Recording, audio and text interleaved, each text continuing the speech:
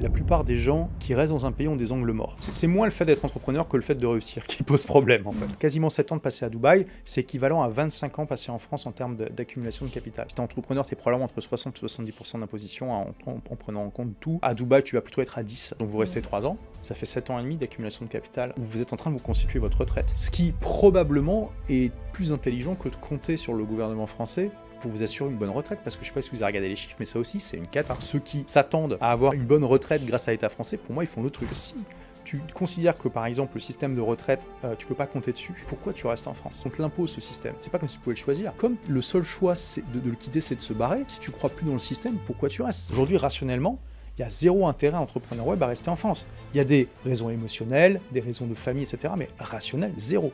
Les gens intelligents vont au bout d'un moment voir le truc et se barrer. Donc au bout d'un moment, si l'État veut contrebalancer ce mouvement massif et naturel, il doit intervenir de manière extrêmement sévère pour essayer d'endiguer ce phénomène naturel. Ça veut dire quoi? On glisse vers un phénomène de surveillance à la chinoise.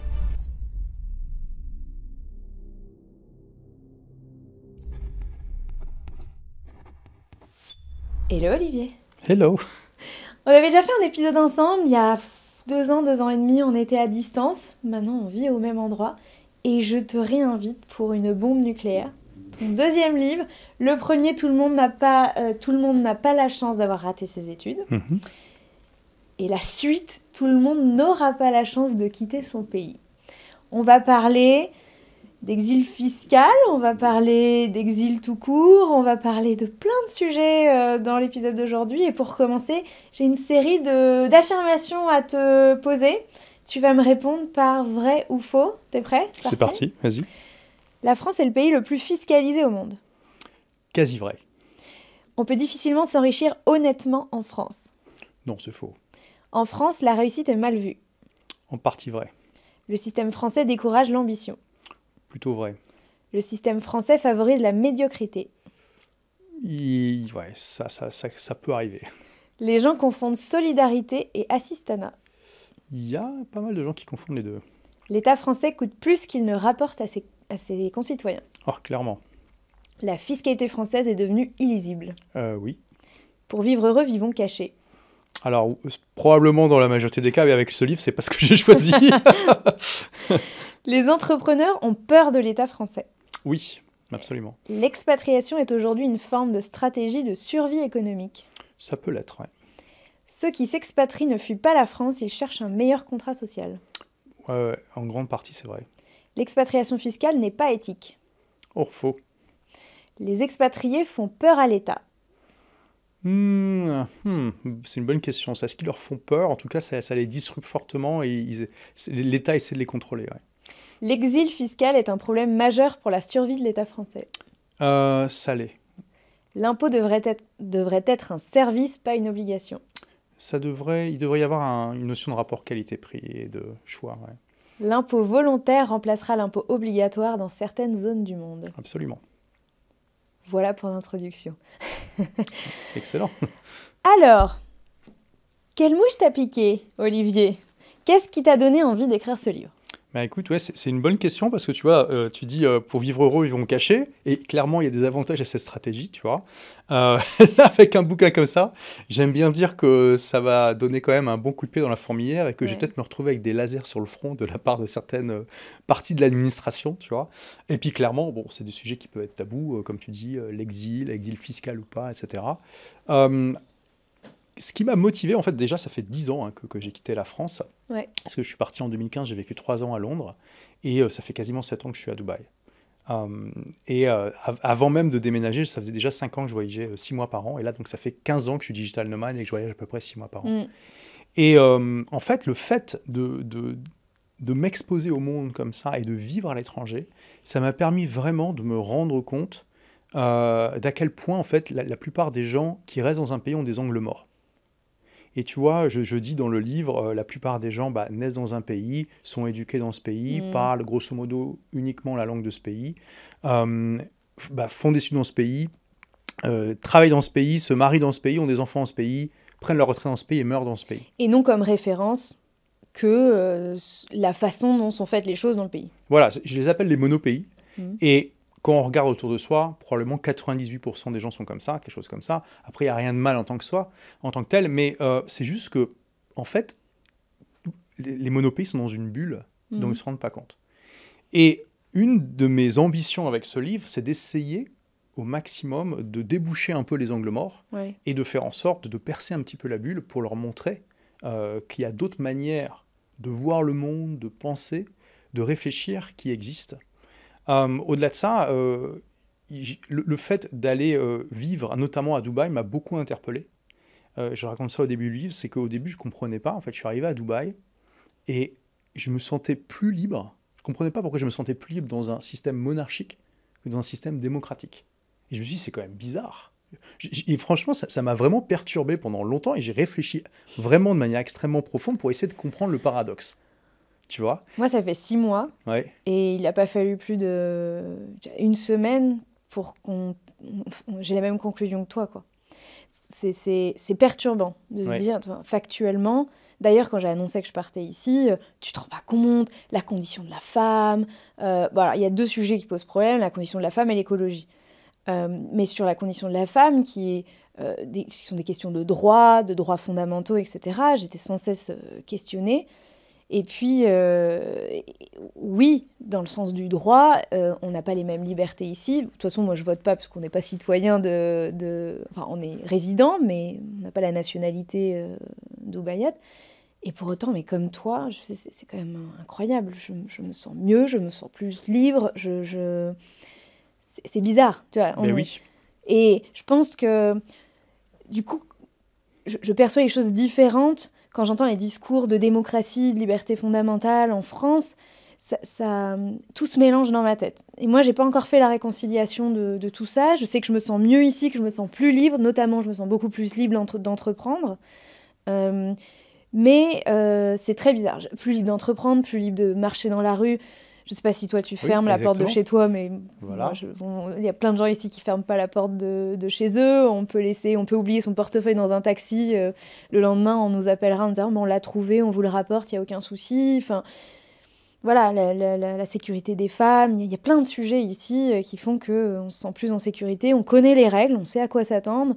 Je sais pas. Et c'est bizarre parce qu'effectivement, on nous a vendu ce pays comme un pays autocratique, Dictatorial. ouais, Oui. dictatorial, enfin, dans lequel on a moins de liberté fondamentale, quoi. Donc, bizarre. Ben justement, tu vois, ça a été le point de départ un petit peu de ma réflexion. Et au final, alors, sur plusieurs années, c'est ça qui aboutit à mon livre, c'est que j'essaie de comprendre le pourquoi. Et ça m'a emmené vraiment dans une réflexion, une recherche profonde. Et j'essaie d'apporter des éléments de réponse à ce paradoxe. On pourra en parler si tu veux. Alors, tu dis que tu es parti de la France il y a 10 ans. Mhm. Pourquoi? Alors, tu vois, donc, il y a eu un élément déclencheur. Déjà, comme je te dis, je suis parti début 2015 et ça faisait un petit peu moins de 5 ans que je voyageais 6 mois par an. Et il y a beaucoup de gens, de mes amis entrepreneurs, qui me disaient, mais t'es bête, tu voyages déjà 6 mois par an, qu'est-ce que tu fais en France? Tu vois, sous-entendu, pourquoi tu restes dans un des pays les plus taxés du monde alors que tu pourrais mettre ta base ailleurs, en fait, vu que tu es déjà extrêmement libre. Et tu vois, ça commençait à me trotter un petit peu dans la Ouais. tête, comme ça. Et un jour, donc début 2025, fin février, je rentre d'un mois de voyage aux États-Unis, qui m'a permis notamment de découvrir la Nouvelle-Orléans, qui est une de mes villes préférées là-bas. J'arrive, je rentre chez moi, et là, il y a une magnifique lettre du RSI, donc le régime social des indépendants de l'époque, qui m'attend, et ça faisait déjà 15 jours qu'elle était arrivée, hein, et qui me dit en substance, « Hey, voilà, bonne nouvelle, on a calculé, vous nous devez 95 000 euros. Donc, va falloir régler, hein, parce que sinon, ça va pas le faire. Sinon, on va vous faire payer des pénalités, puis on vous enverra les huissiers. Voilà, c'est toujours un plaisir de travailler ensemble. Bisous, le RSI. » Donc là, franchement, je comprends pas. 95 000 euros, c'était le montant à peu près de ce qu'il y avait sur le compte de l'entreprise. Ouais. Moi, ça me paraissait démentiel de payer autant. Je me dis, c'est pas possible. Ça paraît pas possible. Donc j'envoie un mail direct à mon comptable quand même affolé en disant mais qu'est-ce qui s'est passé? J'ai reçu cette lettre du RSI. Et il me répond quelques heures plus tard en me disant ah non, vous inquiétez pas, ils ont un bug, ils ont un bug informatique. J'ai plusieurs clients qui ont reçu des faux calculs en fait. Donc j'ai calculé, vous leur devez 25 000 euros. Et là je me dis ok. Donc je tape juste RSI bug informatique dans Google et là je tombe sur plein d'articles de presse qui expliquent que le RSI c'est une catastrophe, qu'il y a des millions d'artisans qui n'ont pas leurs calculs qui sont bien faits, que parfois le RSI envoie des huissiers pour recouvrer des sommes fantaisistes qu'ils ont mal calculées. Et je tombe même sur un rapport de la Cour des comptes de 2012 qui dit que c'est une catastrophe industrielle. Littéralement, c'est ce qu'ils mettent dans le rapport. Et là, je dis, ok, bon là, tu vois, je me dis, mais attends, c'est incroyable quand même.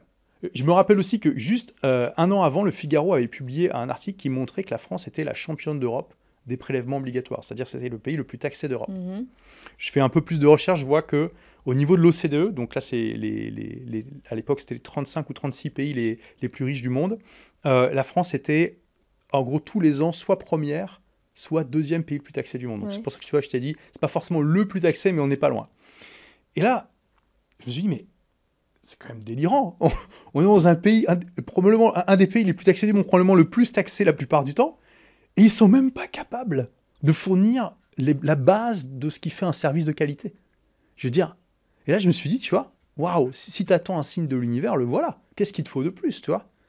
Et ça a été la goutte d'eau qui a fait déborder le vase. C'était pas le seul élément, bien sûr, mais c'est ça qui a déclenché en fait ma décision de partir. Moi, tu sais ce qui me fait le plus peur, parce que je me suis rendu compte en partant de la France que, effectivement, moi aussi, j'avais peur de ces courriers au logo de Marianne, etc.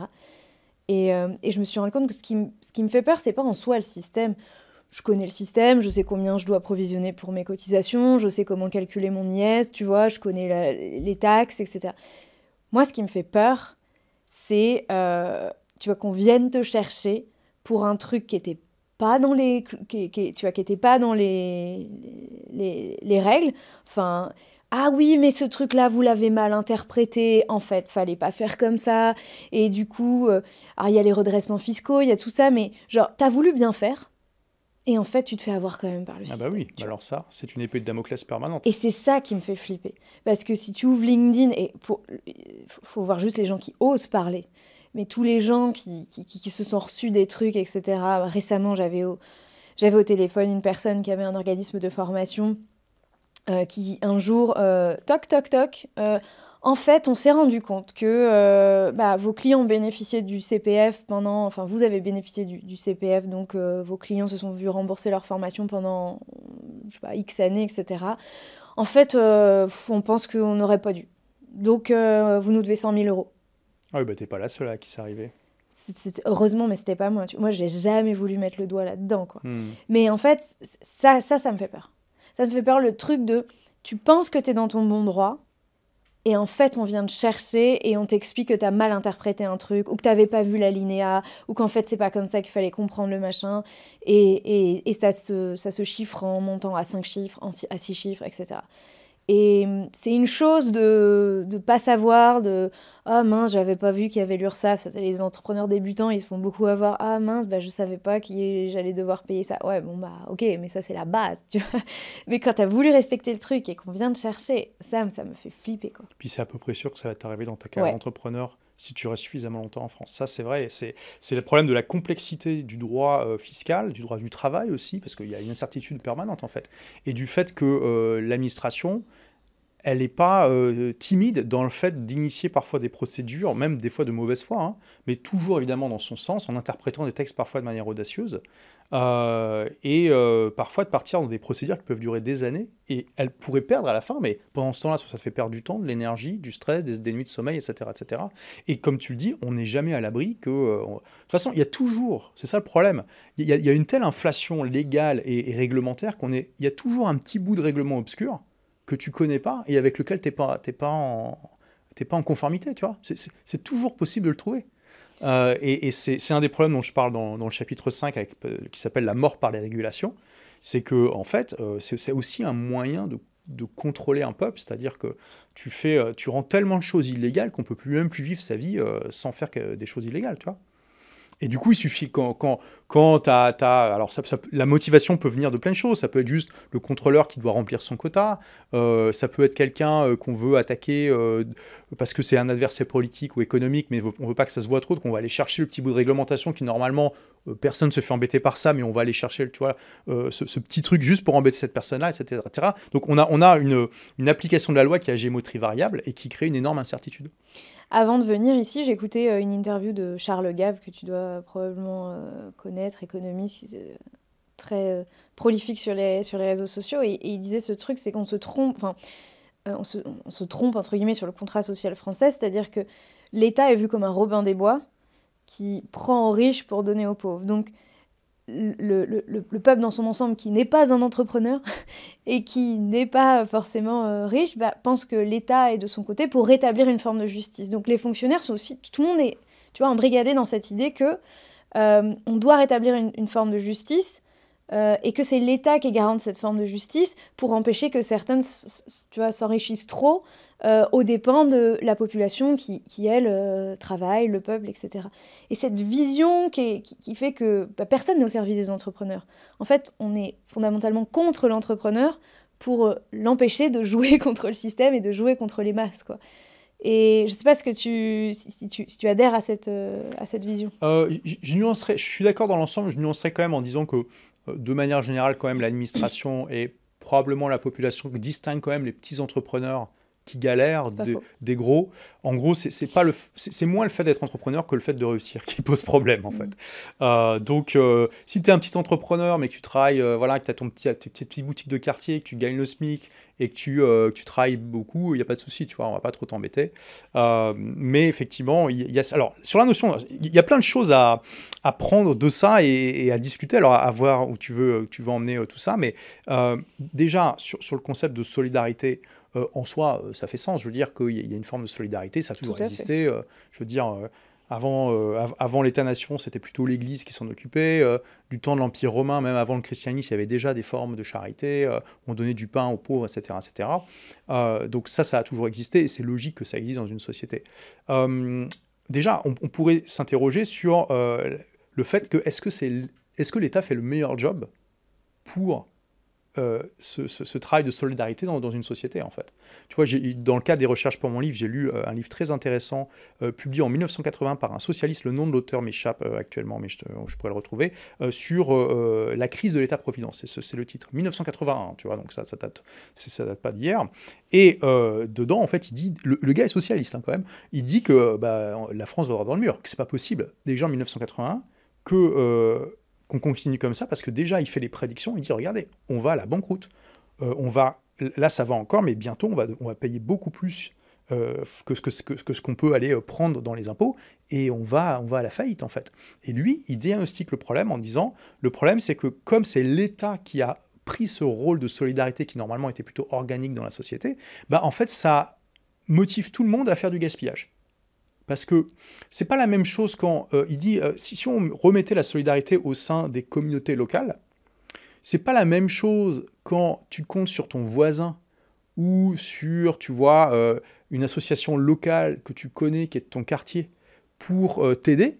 Tu vas être beaucoup moins tenté de gruger et d'obtenir des choses. Il y a une forme de responsabilisation qui est plus importante. Parce que tu connais les gens, tu vois, et puis il y a aussi une forme de... Si jamais tu triches, tu peux te faire... si tu te fais... choper, tu vas avoir une forme de punition sociale, en fait. Alors qu'à partir du moment où c'est l'État qui est un monstre complètement dématérialisé, tout le monde s'en fout. Déshumanisé. Tout le monde s'en fout, et non seulement tu abdiques ta responsabilité de solidarité, et tu vas beaucoup plus facilement tricher, ce qui encourage la fraude sociale.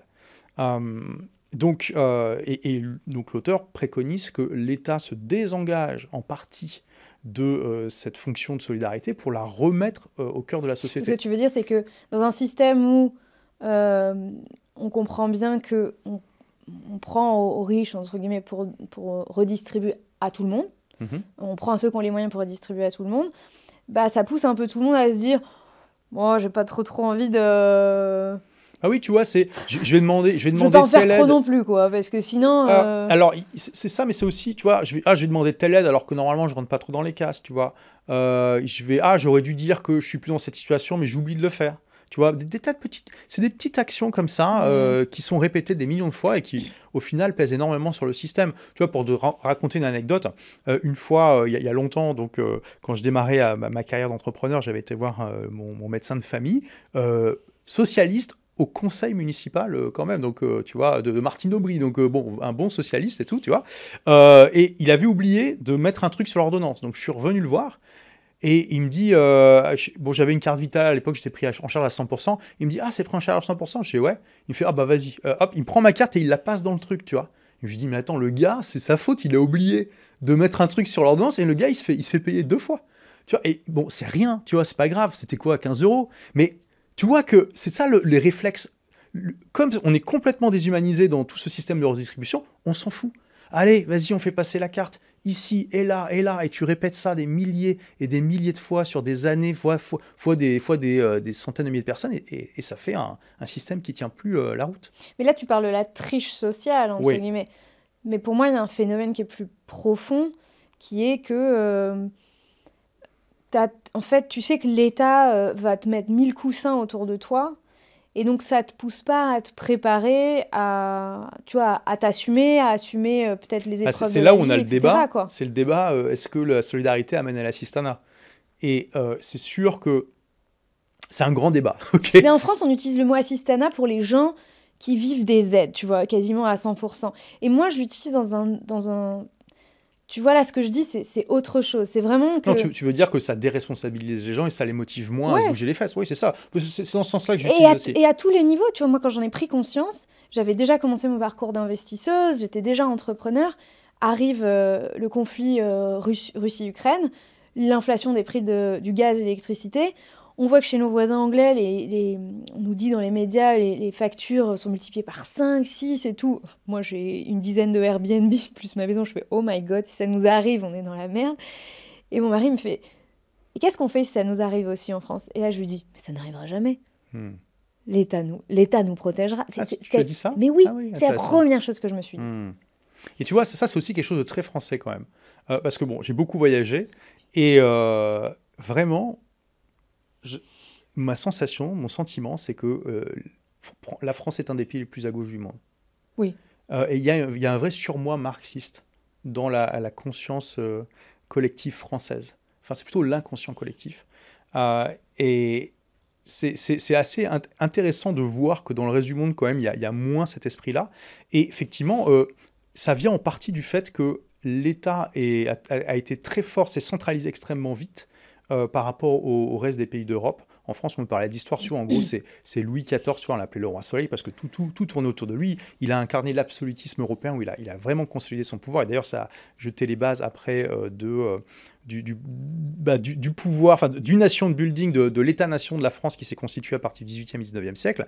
Et donc, on a cette tradition d'État centralisateur, extrêmement puissant, et qui vraiment interfère beaucoup dans la vie des gens, et qui, du coup, est une sorte d'État nounou. C'est un peu ta maman, en fait, qui va prendre soin de toi, faire en sorte que tout se passe bien, que quand il fasse froid, tu sois bien vêtu, quand il fasse trop chaud, t'es pas trop chaud, toi, ce genre de truc.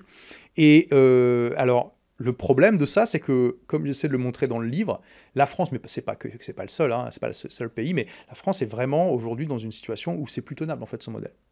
Enfin, je veux dire, littéralement, il suffit de regarder les chiffres, il faut arrêter de faire l'autruche, et on voit que c'est pas possible de continuer comme ça. Tu vois, je discutais avec une journaliste du Monde qui était intéressée par mon livre il y a pas longtemps. Elle me disait, mais oui, mais tu vois, elle me parlait de solidarité, mais je lui dis, mais est-ce que en France, pour être solidaire, je dois faire l'autruche ?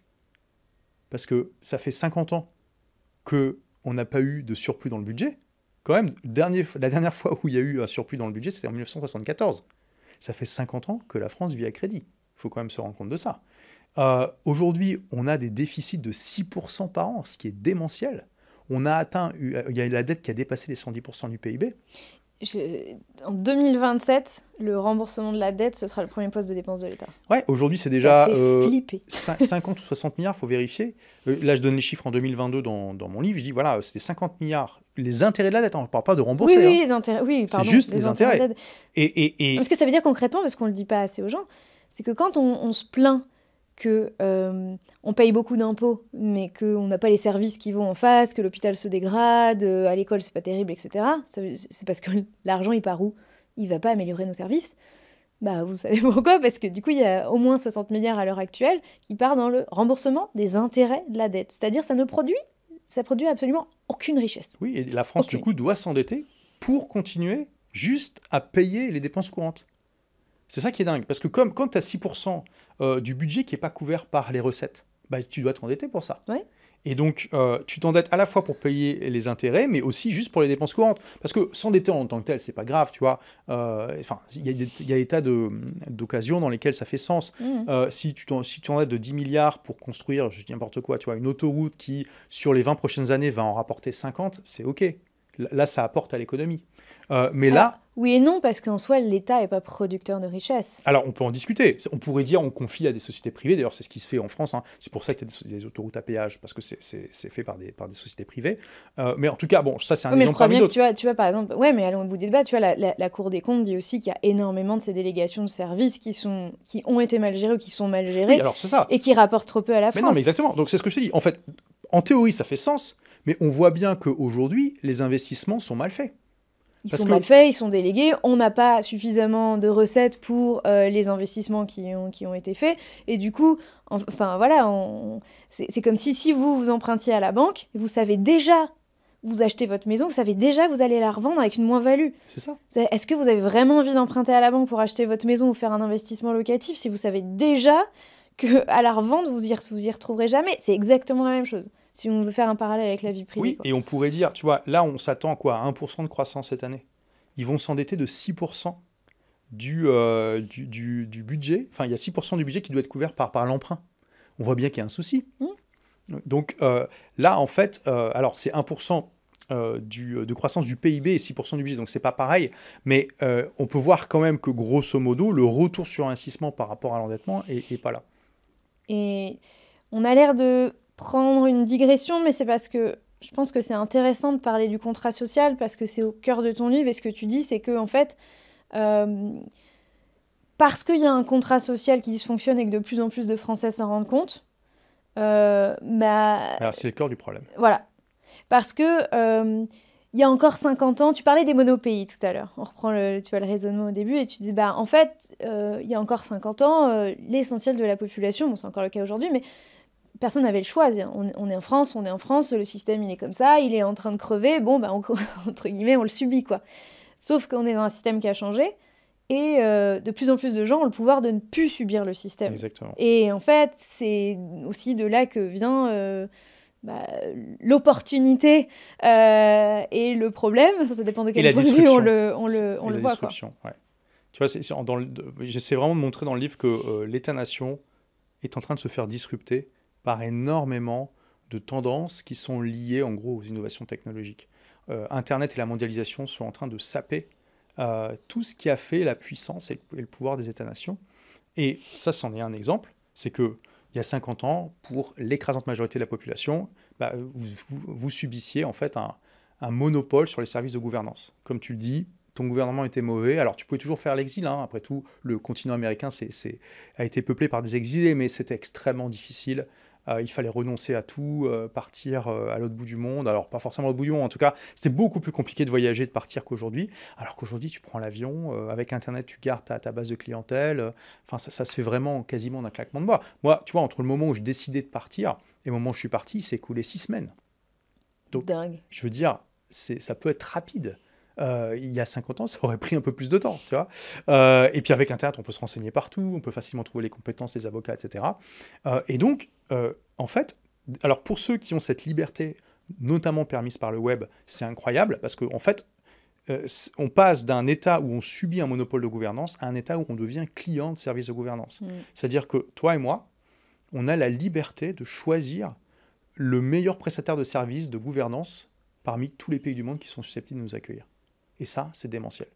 Et je fais le parallèle dans le bouquin entre... C'est à peu près la même chose qu'ont vécu les gens qui étaient dans le bloc communiste et qui, quand leurs pays se sont ouverts au capitalisme, ont découvert les supermarchés capitalistes. T'as raison. Parce qu'avant, ils devaient faire 1 heure pour aller chercher leur pain qui était de mauvaise qualité. Et après, ils allaient au supermarché, c'est le pain qui attendait en rangée pour eux. Et avec une variété et une qualité donc, largement supérieure. Si tu as le choix, est-ce que tu vis à l'Est ou est-ce que tu vis à l'Ouest, quoi. Oui, et donc aujourd'hui...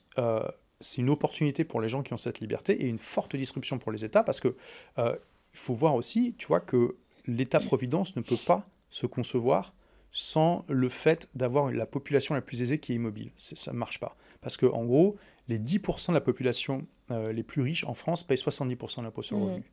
Et c'est un chiffre qui se retrouve à peu près dans tous les pays. Il y a des pays où c'est 60. Le Canada, par exemple, c'est les 10% les plus riches payent 60% d'impôt sur le revenu. Mais dans quasiment tous les pays, c'est entre 60 et 70. La loi de Pareto. Et donc, ça, c'est juste l'IR. Après, je n'ai pas trouvé les chiffres pour la TVA et l'IS, mais beaucoup de ces gens sont des entrepreneurs et ils dépensent beaucoup. Donc, ils payent aussi probablement une grosse partie de la TVA et de l'IS. Donc, il suffit qu'une petite partie de ces 10% s'en aille et le système s'effondre complètement, en fait. Tu vois, c'est un système qui est extrêmement sensible et on a besoin d'une minorité de cette population qui, en plus, est la plus mobile pour que les finances s'effondrent. Et je pense que c'est en partie ce qu'on voit en France et dans d'autres pays. Je me rappelle que j'avais vu des statistiques sur le nombre de familles en exil fiscal sous les différentes mandatures. Et ça se comptait qu'en centaines. Moi, je me rappelle, mais pourquoi on fait un foin tu vois, juste quelques centaines de familles qui partent. Alors, ça avait considérablement baissé, je crois, entre... je sais plus si c'est entre Sarkozy et Hollande ou entre Hollande et Macron, mais je sais plus dans quelle mandature, mais je me suis dit pourquoi on fait un point de ces centaines de familles. Parce que c'est aussi celles qui sont probablement les plus gros contributeurs. Alors oui, mais sur ces chiffres quand même, genre, je n'ai pas vu l'article dont tu parles, mais à mon avis, là, il parle des gens à l'ISF uniquement. Oui, mais parce que c'est des sources INSEE, etc. Et moi, je pense que ça ne compte pas tous les freelances, tous les gens qui sont solos, tu vois, comme toi, comme moi, parce que je ne suis pas à l'ISF non plus, enfin, tu vois, qui sont un peu sous les radars, quoi. Et en fait, qui partent à un âge plus jeune, tu vois, ils sont moins établis, etc. Et en fait, qui décident d'aller créer leur entreprise, leur fortune, leur carrière à l'étranger. Exactement. C'est difficile d'estimer exactement le nombre de Français expatriés. Alors, on a les chiffres des Français qui se sont enregistrés à leur consulat. Et ça, c'est 2,5 millions. Okay. Et c'est un chiffre qui est en augmentation constante depuis des années, en fait. Mais qui, par rapport à d'autres pays, ça va encore. C'est pas le pire. Mais après, tout le monde s'est pas enregistré. Moi, je me suis jamais enregistré au consulat. Tu t'es enregistré au consulat, toi ? Pas encore. Mais après, tu vois, 2,5 millions, il y a tout un tas de raisons qui peuvent te faire partir. Oui, bien sûr, c'est pas que des raisons fiscales. Là, nous, on discute essentiellement aussi de en quoi ça peut être une opportunité de partir, notamment pour des questions d'argent, de choix d'un autre modèle social, etc. Mais il y a aussi rapprochement familial, envie de vivre une aventure. Enfin, tu vois, il y a aussi plein de raisons qui font que les gens il faut jamais partir à l'étranger, juste pour des raisons fiscales, ça n'a aucun intérêt. Moi, tu vois, c'est ce que je dis toujours. Je dis, à la fin de votre vie, vous allez vous rappeler plus de vos lettres d'amour que votre relevé bancaire. En tout cas, j'espère. Mais par contre, donc aller dans un pays que vous détestez juste pour payer moins d'impôts, aucun intérêt. Par contre, il y a tellement en fait de pays dans le monde qui présentent probablement une meilleure combinaison de qualité de vie, de soleil, de coût de la vie et d'imposition basse que vous allez normalement... Enfin, je veux dire, posez-vous la question. Est-ce que le pays dans lequel vous êtes né, c'est forcément le meilleur pays du monde pour vous ? Ça serait quand même une chance extraordinaire qu'un pays sur 190, je veux dire, il y a 190 pays, puis quand on parle des juridictions comme les États américains, on pourrait diviser les États-Unis en plus de 50 États et territoires. Je veux dire, il faudrait quand même que vous ayez un bol incroyable pour que l'endroit où vous êtes né, c'est l'endroit où vous allez avoir la meilleure qualité de vie possible. Et avant de venir à Dubaï, tu es parti à Londres et tu racontes dans le livre, c'est intéressant pour le comprendre. En gros, tu te dis, en partant à Londres, je me suis rendu compte que je payais à peu près 2 fois moins d'impôts. Ouais. Et si on prend juste donc, la qualité de service et qu'on prend un exemple de la qualité de service, qu'on prend la qualité de la santé, la santé anglaise, tu dis, c'est à peu près peut-être 80% du niveau de qualité de la santé française. Donc en gros, tu payes 2 fois moins d'impôts pour seulement 20% en moins de la qualité. Donc, tu améliores ton ratio, le rapport qualité-prix, quoi, tu vois, dans le contrat social anglais. Ensuite, quelques années après, tu pars à Dubaï. Et moi, j'ai l'impression d'avoir adopté un contrat social qui est sans commune mesure. Oui, le rapport qualité-prix est démentiel ici. Mais moi, tu vois, je me demande jusqu'à quel point on fait pas... le Dubaï bashing n'est pas complètement orchestré aussi pour décrédibiliser Dubaï.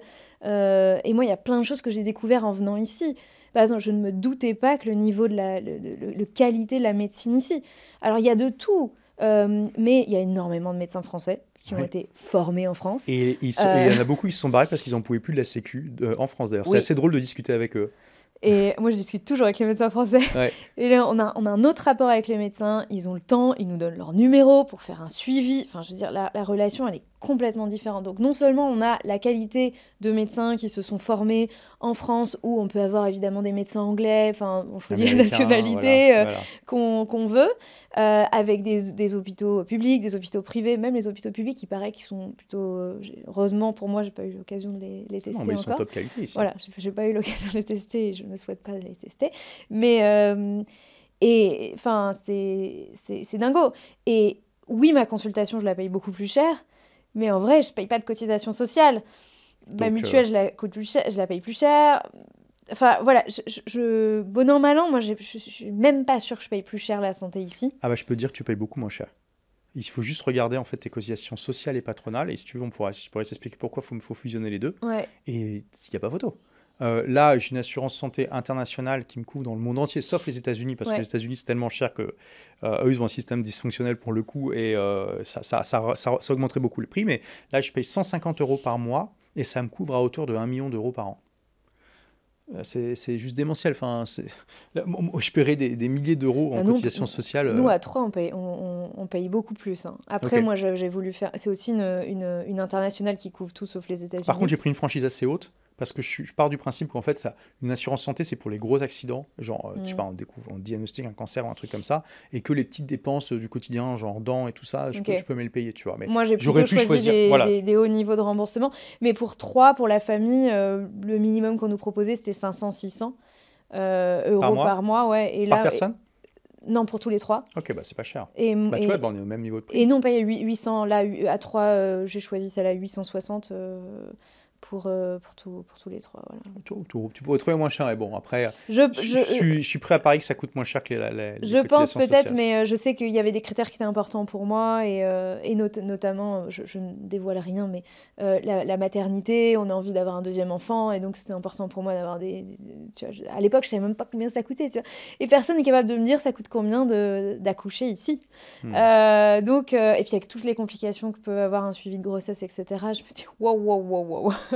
Je veux pas m'embarquer là-dedans, et donc tu vois, j'ai pris un truc assez élevé, c'est probablement pour ça que ça me coûte ce prix-là, mais oui, le rapport qualité de vie par rapport à ce qu'on paye en impôts est démentiel, tu vois. Mais du coup, moi, tu vois, j'ai une vision un peu, et ton livre m'a éclairé sur un truc, c'est nous, on a l'impression d'avoir choisi un contrat social différent, et vu de la France, on est des salles pourries qui ont fui, qui ne jouent plus le jeu de la solidarité, et concrètement, on est un peu des parias, quoi. Moi, j'ai vraiment cette impression depuis que je suis partie. J'ai l'impression que, ok, elle a choisi ça, mais c'est pas cool, quoi. Franchement, c'est pas cool pour nous, quoi. Bon, déjà, on est toujours le compte de quelqu'un, donc quoi que tu fasses, il y a toujours des gens qui vont trouver que c'est vraiment le pire truc du monde. Donc, bon, à la limite, c'est pas très grave. Mais ensuite, moi, j'ai pas eu trop cette sensation. Après, j'ai beaucoup d'amis entrepreneurs, la plupart sont, on va dire, Dubai Curious, tu vois, ou en tout cas Expat Curious. Par contre, oui, des questions qui peuvent faire comprendre qu'il y a un peu de critique derrière ça, j'en ai eu, et je suis très content de les avoir parce que ça permet justement d'alimenter la réflexion et puis de pouvoir dire les choses. Et puis d'ailleurs, moi-même, avant d'arriver à Dubaï, j'avais plein de clichés sur Dubaï, donc je comprends complètement. Moi aussi. Et c'est en allant à Dubaï, et moi, c'est ce que je dis dans mon livre, c'est que je recommande d'aller vraiment sur le terrain parce que c'est vraiment fascinant de se rendre compte du décalage entre la perception et la réalité, et ça ouvre vraiment les chakras. Et c'est là aussi où tu te rends compte qu'il y a une vraie bulle de monopays. Les monopays sont dans une bulle, et là, les critiques sur Dubaï le montrent clairement. Et j'ai beaucoup voyagé, et probablement, j'ai jamais vu d'endroit sur lequel il y a plus de clichés qui sont partagés que Dubaï. Si tu en as, n'hésite pas, mais si vous avez d'autres endroits où vraiment il y a un énorme décalage entre la réalité et la perception, allez-y. Mais franchement, Dubaï, j'ai l'impression que c'est l'endroit du monde sur lequel il y a plus de clichés. Mais je pense que c'est parce qu'en fait, ça interpelle tellement les gens d'avoir un endroit qui est censé ne pas marcher, parce que c'est un régime autocratique, c'est un pays du Golfe, c'est censé, les peuples du Golfe, c'est pas censé être des gens très technologiquement avancés, c'est des gens un peu arriérés qui ont eu la chance de tomber sur du pétrole, etc. Enfin, il y a beaucoup de clichés. Hein. Et donc, et là, ils voient Dubaï qui cartonne, plein de gens qui commencent à y aller, et tout ça, ils voient les gratte-ciels, les projets, les machins et tout ça, et ça crée une dichotomie. Il y a beaucoup de confusion. Moi, la première fois que je suis venue, On avait déjà décidé de venir ici. On a quand même confirmé avec un voyage, parce que mon mari a vécu à Dubaï quand il était petit, en fait. Donc c'est vrai que ça dépassait fin des années 90. Ouf, la différence, ça doit être... je peux te dire qu'il y a plein de quartiers. Marina n'existe pas. Ah bah non, il y avait rien à l'époque. Ouais. Et donc du coup, ok, tu vois, ça m'a poussé à de la curiosité, mais on avait déjà décidé de venir. Mais moi, dans ma valise, je mets un short en me disant... On verra si j'ai l'occasion de le porter, tu vois. Je savais pas je savais pas que mes vêtements de tous les jours étaient parfaitement tu pensais par rapport aux droits de la femme et tout ça. Mais tout. Mais oui. Tu vois, c'est parce que lui m'a dit, c'est parce que déjà dans les années 90, les femmes pouvaient conduire, la mère de mon chéri pouvait conduire. Enfin, tu vois. Elles ont jamais été interdites de conduire. Voilà. Ouais. Et, en fait, moi j'avais ces clichés-là et je comprends que les autres, tu vois, les monopays comme tu dis, enfin que les gens les aient aussi, quoi. Je ne savais pas quel est le niveau de la qualité de la médecine, enfin plein de choses comme ça. Donc voilà, un ramassis de clichés et par plein d'aspects, je peux vous dire que les Émirats sont 1000 fois plus avancés, ne serait-ce que par exemple technologiquement parlant, ou tu vois, les services gouvernementaux sont beaucoup plus avancés que ce qu'on peut avoir en France. Et ils coûtent beaucoup moins cher. Et ils coûtent beaucoup moins cher. Et tu vois, ma compagne Isabelle, qui est canadienne, elle aime bien dire qu'ici, en fait, c'est l'endroit du monde où elle se sent le plus VIP en tant que femme. Parce que déjà, elle peut se balader à 3h du matin en étant sûre de ne pas se faire embêter. Elle peut prendre le métro, je ne sais pas si tu as déjà pris le métro, mais il y a une section rose réservée aux femmes. Okay. Donc si jamais, par exemple, il y a un gars lourd qui commence à la draguer dans le métro, elle peut aller dans la section femmes et le gars ne peut pas la suivre. Si elle va dans un... Il y a des amendes pour ça. Être importuné par un... Oui, exactement. Inconnu ici, il y a des amendes. Et puis, ici, c'est bien appliqué. Voilà, ouais. On a une amende quand la voiture, elle est sale. Voilà, donc, bon, et si elle va dans une administration, qu'elle tombe sur un fonctionnaire qui est nul, elle peut demander à changer pour avoir une femme. Tu vois, enfin, en fait, les femmes sont vraiment... Enfin, je sais pas ce que tu en penses, mais elle n'a pas l'impression que... Elle peut vivre sa vie d'occidentale, tu vois, il n'y a aucun problème. Mais avec tous les avantages d'un endroit ultra sécurisé. On parle beaucoup de l'égalité homme-femme en France, etc. Et on a encore une fois l'impression que les droits des femmes sont en retard ici. Et je ne vais pas revenir là-dessus, mais par plein d'aspects, oui, ils le sont. Mais tu vois, il y a des changing, il y a des endroits où pour langer son bébé dans les toilettes des hommes. Par exemple, dans les toilettes publiques, dans les centres commerciaux. Je veux dire, je ne sais pas s'il y en a beaucoup en France, tu vois. Soit ils sont au milieu des toilettes, soit ils sont du côté des femmes. Donc, par plein d'aspects, on est aussi, quand on vient quand on est arrivé, on venait pour se faire acheter une carte SIM, tu vois. Et il y avait c'est que dans la boutique de l'opérateur mobile. Le monsieur qui nous attribue notre ticket pour attendre, il nous fait passer direct en premier parce qu'on a notre fils et qu'il a 18 mois, quoi. Et du coup, on passe devant 15 personnes. Et ça nous arrivait plein de fois, y compris dans des administrations, parce qu'on a notre enfant avec nous, en fait, on passe devant. Parce que oui, en fait, les familles, il y a des contraintes particulières des familles, on ne fait pas attendre des gens avec des enfants en bas âge.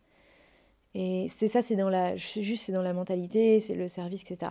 Mais ceci dit, on n'est pas là pour faire un épisode exclusivement sur Dubaï. L'idée, c'était quand même de... Enfin, voilà, mais c'est vrai, tu vois, c'est fascinant, Dubaï. C'est fascinant. C'est fascinant parce que on nous a dit toute notre vie qu'un endroit comme ça peut pas marcher et ça fonctionne. Et l'idée, c'est quand même de parler du fait que on peut choisir un autre contrat social et qu'il y a des meilleurs rapports qualité-prix un peu partout dans le monde. Et c'est pas que Dubaï. Non, mais il y a plein d'autres endroits. Mais il y a des meilleurs rapports qualité-prix, effectivement, un petit peu partout dans le monde. Et quand on vient de la France, c'est pas dur à trouver, très honnêtement. Ouais, c'est un dur constat pour notre pays, mais malheureusement, écoute, c'est le cas. Moi, j'aime le pays d'où je viens. D'ailleurs, je tiens à signaler, on peut tout à fait aimer son pays et vouloir partir. Ça n'a rien à voir, en fait. Simplement parce qu'on n'est pas d'accord avec la manière dont il est géré, c'est tout.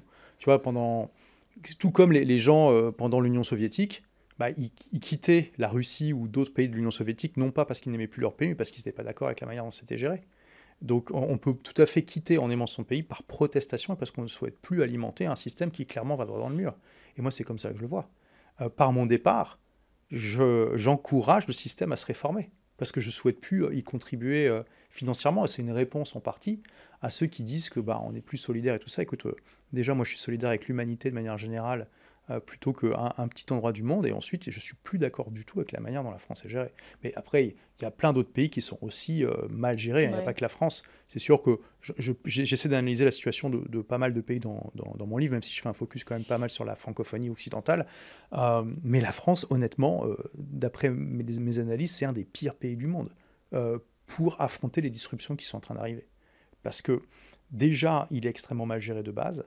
Et juste, le problème, c'est que les Français ont juste, de manière générale, pas la bonne mentalité pour comprendre le nouveau monde dans lequel on vit déjà.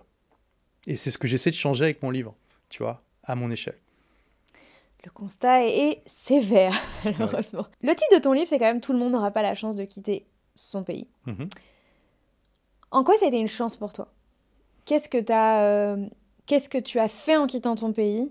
Tu n'aurais pas pu faire ailleurs. Ok, je comprends l'ouverture sur le monde. On pourrait se dire, voyager, ça peut aussi offrir ces mêmes opportunités.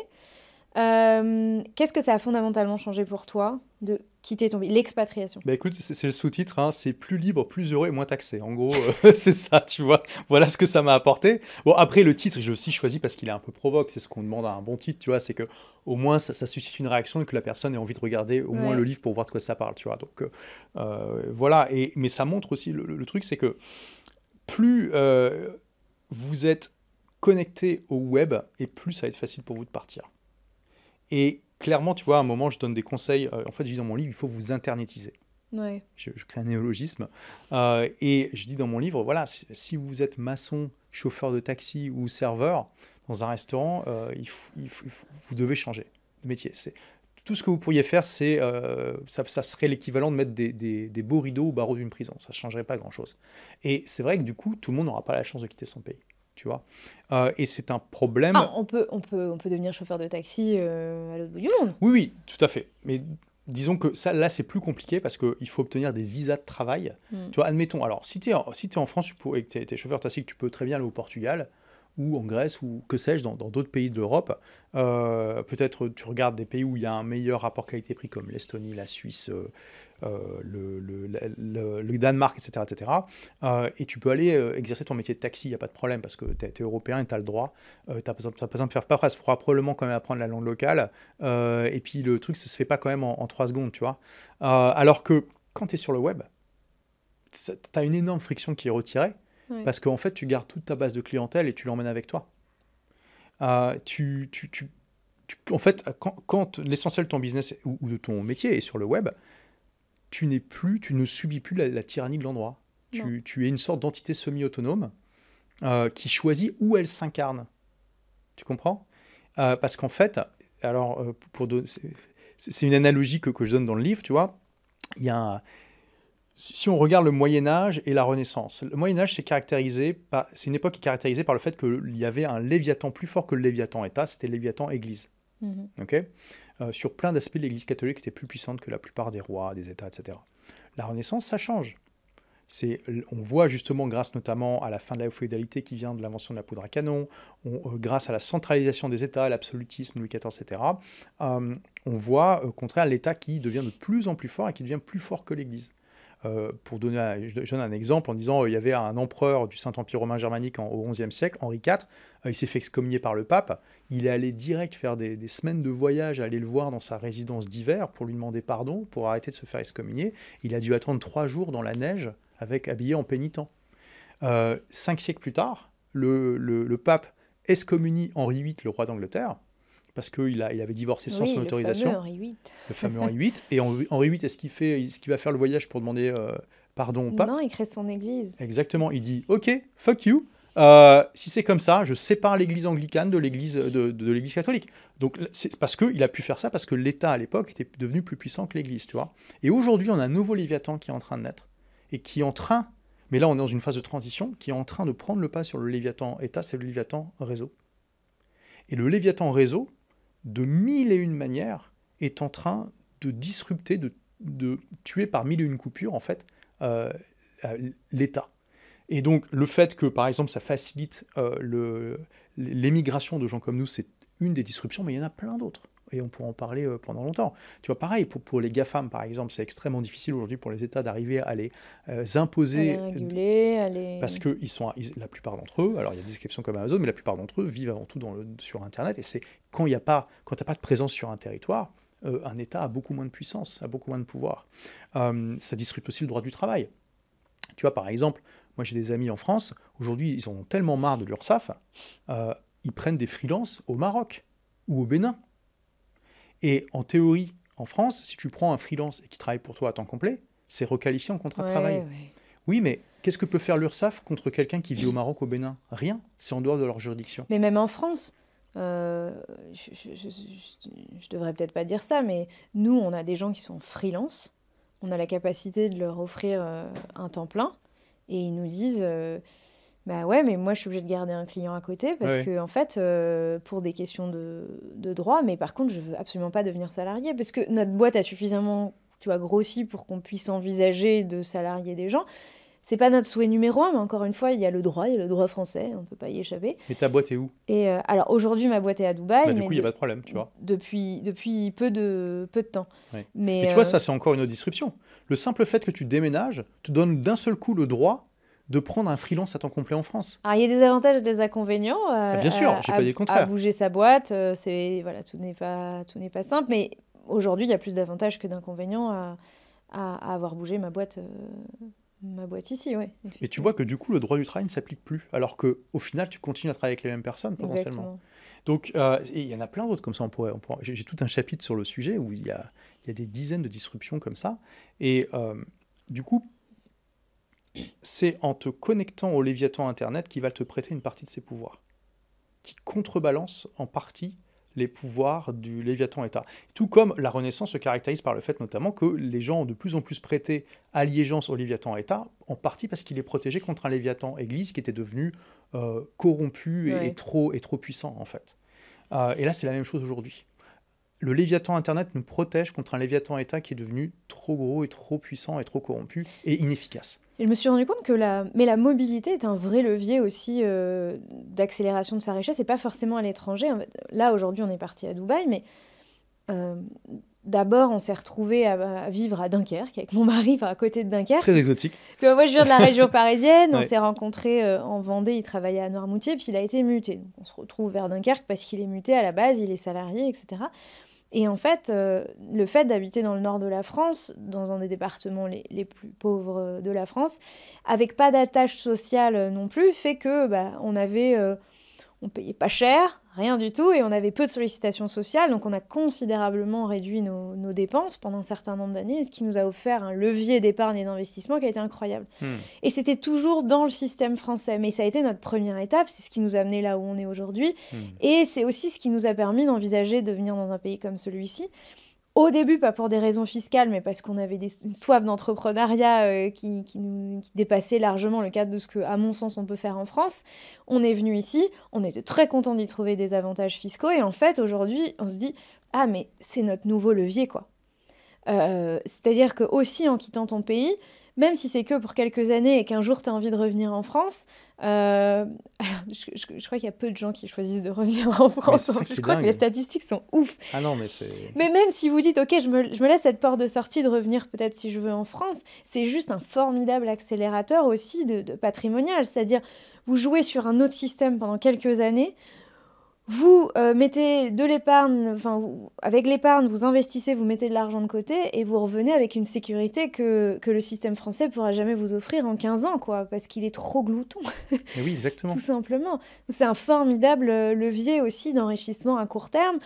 On cherche, c'est fou parce qu'on cherche tous aussi des moyens d'eux. Alors, on peut essayer de faire des négociations, apprendre à négocier, augmenter ses compétences, augmenter la valeur de son travail, etc., monter des boîtes, etc. Mais en fait, des fois, il suffit juste de partir vivre à l'étranger quelques années pour régler le problème. Et si vous voulez revenir en France, vous revenez en France. Mais exactement, tu vois. Et puis d'ailleurs, il n'y a pas besoin de faire le grand saut. Tu vois, une des raisons qui m'ont fait partir à Londres d'abord, c'est parce que moi, je suis de Lille.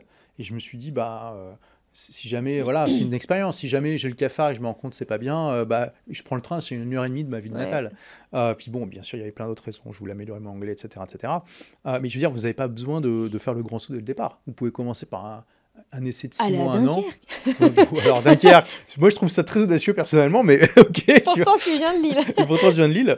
Voilà, en tout cas, vous pouvez commencer par quelque chose qui est pas un petit pas, un petit truc. Peut-être partir 6 mois et voir ce que ça donne. Et déjà, bien sûr, allez toujours visiter l'endroit avant de déménager. Hein. Genre, allez voir Dubaï d'abord par vous-même pour voir si ça vous plaît, par exemple. Il y a plein d'autres endroits de J'ai Dubaï. des amis qui viennent de quitter Paris pour aller à Chartres en se disant on va rester 1 ou 2 années. Mhm. Parce que c'est pareil, on veut utiliser le levier d'économie pour pouvoir Et oui, à alors, fond... sur cette stratégie, c'est top. Parce que tu vois, j'ai fait les calculs. En gros, mes 6 ans et demi passés, quasiment 7 ans de passés à Dubaï, c'est équivalent à 25 ans passés en France en termes d'accumulation de capital.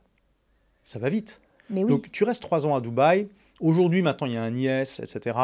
Bon, on va dire que probablement en France, si tu calcules tous les impôts, si tu es entrepreneur, tu es probablement entre 60 et 70% d'imposition en prenant en compte tout. À Dubaï, tu vas plutôt être à 10.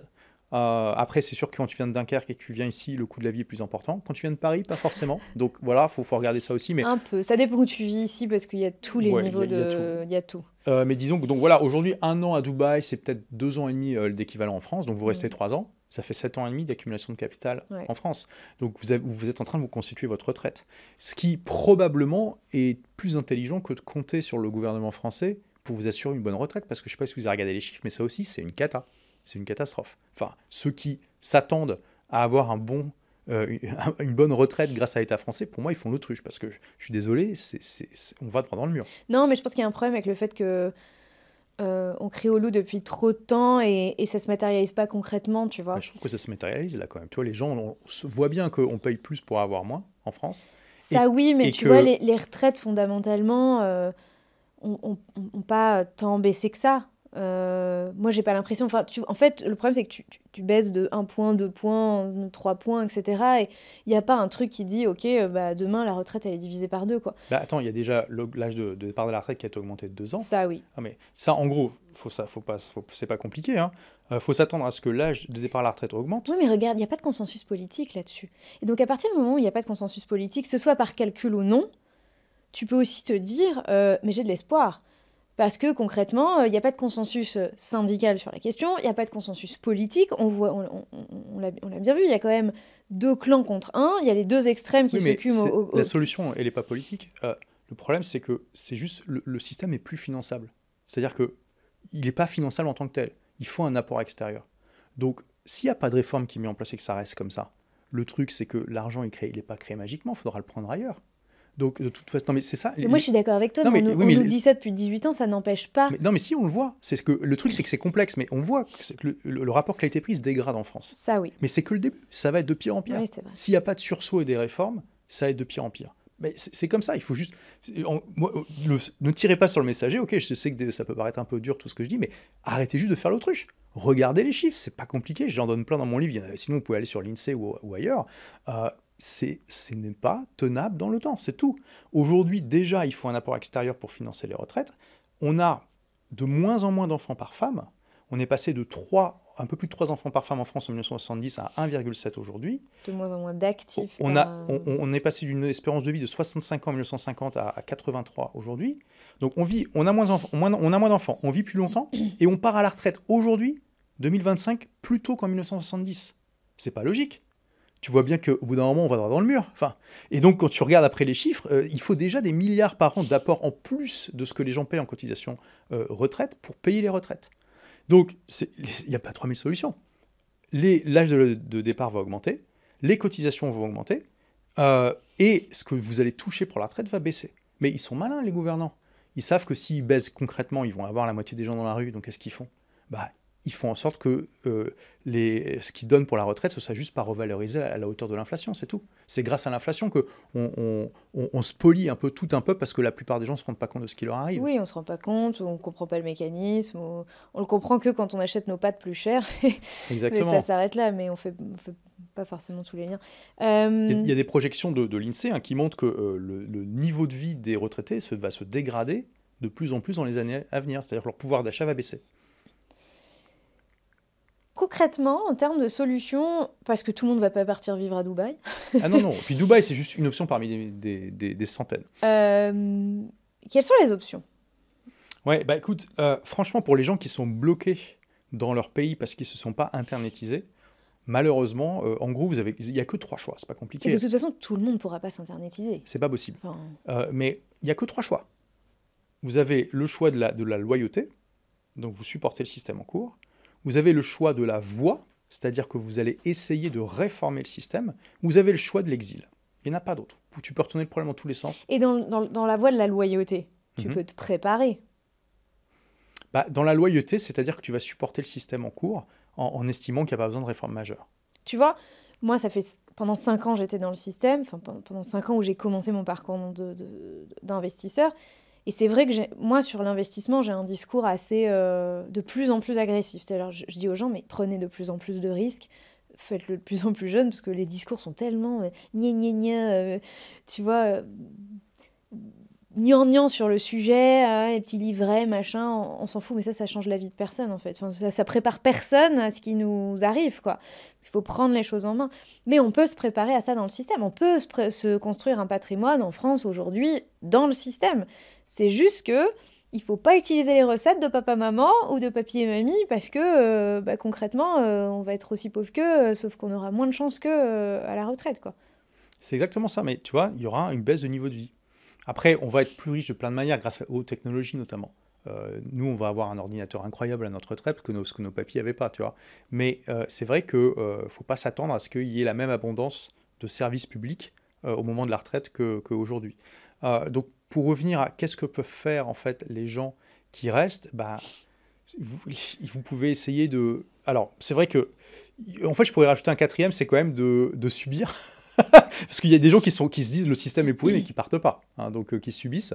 Mais après, c'est vrai qu'on peut avoir cette autonomie de se dire je vais essayer d'améliorer ma situation de ma manière. Donc au moins j'achète ma résidence principale par exemple, comme ça pour ma retraite j'aurai accès à ça. Je vais me créer ma retraite autrement tout en restant en France. Mais dans ce cas-là, pour moi, c'est pas optimiser sa situation parce que si tu considères que par exemple le système de retraite, tu peux pas compter dessus, pourquoi tu restes en France ? Parce que c'est aussi le problème de ça, c'est qu'on te l'impose ce système. C'est pas comme si tu pouvais le choisir. C'est ça aussi le problème. C'est pareil, la Sécu, on te l'impose. Tu peux pas. Le seul moyen de sortir de la Sécu, c'est de te barrer. Donc du coup, c'est aussi une motivation pour partir. Mais aujourd'hui, le système de la retraite, il est tellement inefficace que comme le seul choix de le quitter, c'est de se barrer. J'ai envie de te dire, si tu crois plus dans le système, pourquoi tu restes ? C'est un peu comme si tu essayais non, mais j'essaye de gagner un marathon juste en faisant J'essaye aussi de parler à tous les gens qui auront du mal, qui ont des situations qui fait que c'est compliqué de partir. Ouais. Après, tu vois, on parle même des... même les médecins peuvent partir aujourd'hui parce que leurs équivalences sont reconnues dans plein de pays. Dubaï, par exemple, est un exemple. Exactement, mais il y a de plus en plus de monde qui peuvent partir et il faut se renseigner. Mais tu vois, je pense par exemple aux gens qui sont dans des familles recomposées. C'est un choix peut-être que beaucoup de parents ne sont pas prêts à faire. De se dire, ok, moi je pars, et donc qu'est-ce qu'il advient de mes enfants ? Donc c'est soit je pars avec eux, ils voient plus l'autre parent, etc. C'est l'obstacle numéro un. C'est l'obstacle numéro un. La plupart des gens qui aimeraient partir et qui ne peuvent pas, c'est parce qu'ils sont divorcés avec des enfants. Exactement. Ça, c'est vraiment et moi, je pense que c'est compliqué. Il y en a qui font ce choix audacieux. Ça dépend de tes relations avec le coparent. Enfin, ça dépend de plein de facteurs et c'est pas toujours simple. Mais voilà, pour tous les gens pour qui c'est beaucoup plus compliqué d'envisager un départ, voilà, moi j'ai envie d'avoir un discours d'espoir. On peut aussi s'y préparer dans le système. Oui. Mais je suis d'accord avec toi.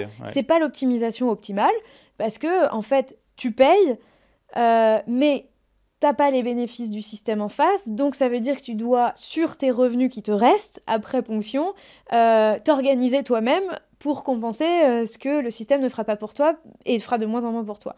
Donc, c'est une sorte de double peine, mais c'est possible quand même. Bah oui, mais c'est comme si tu essayais de gagner un marathon en te mettant des bottes de 20 kilos, quoi. C'est pas faux. C'est ça le truc. Bon, mais alors, tu faux. peux y arriver. Tu peux essayer d'avoir des bonnes performances. C'est sûr que par rapport à quelqu'un qui a des bottes normales, enfin des chaussures normales, il n'y a pas photo en termes de performance. Mais de toute façon, si ça continue comme ça, donc de plus en plus de gens vont partir parce que tu vois, t'es quelqu'un, on va dire, de normal, t'es pas ultra riche, tu vois. T'étais à Dunkerque, je veux dire, tu vois. Et t'as eu cette réalisation que tu peux déjà optimiser géographiquement par rapport à tes objectifs et qu'après, tu peux l'internationaliser, cette stratégie. Et cette prise de conscience, elle se produit en ce moment même des milliers de fois. Moi, je suis pas partie pour des raisons fiscales. Alors, je dis toujours, je suis pas partie pour des... On n'a pas décidé de partir pour des raisons fiscales, mais on est très content de la fiscalité et de ce contrat social qui, pour nous, est imbattable.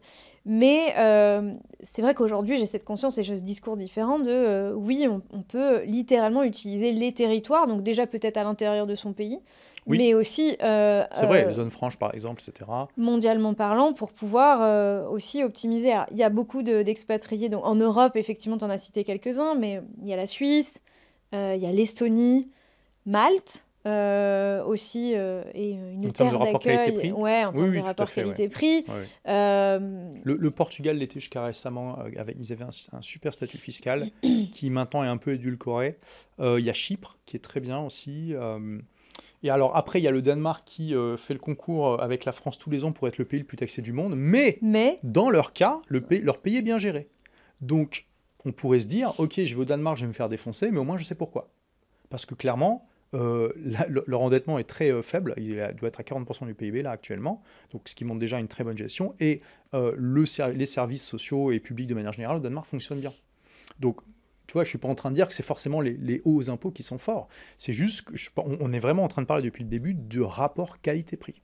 Et en France, on paye énormément, et derrière, la qualité n'est pas foufou, tu vois, c'est comme ça. qu'est-ce qu'ont ces autres pays que Ah bah alors là, c'est encore... la France n'a pas ou que la France pourrait avoir? Tu vois, parce que on prenons la ouvre, Suisse, par exemple. le vase de Pandore, là. Dubaï, on en a beaucoup Prenons parlé. la Suisse, Mais parce que- prenons la Suisse. Ouais. Bien que, tiens, un autre cliché sur Dubaï, on pense que c'est l'argent du pétrole qui finance Dubaï. Alors pas du tout, non. Alors que moi, j'ai découvert ici que c'était pas le cas. Je sais pas encore bien comment c'est financé. Aujourd'hui, Dubaï, l'argent du pétrole, c'est moins de 1% du PIB.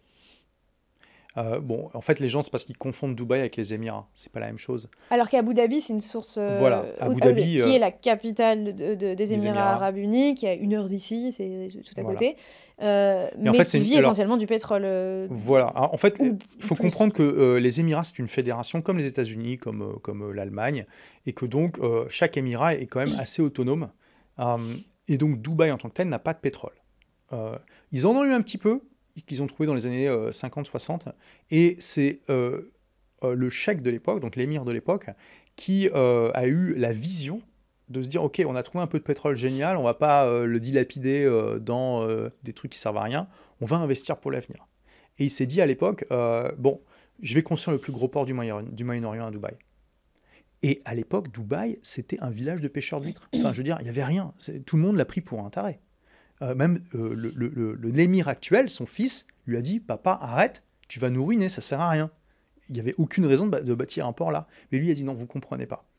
Je suis en train d'investir de l'argent maintenant, parce que bientôt, vous ne pourrez plus le faire. Parce qu'il savait que les réserves étaient très faibles.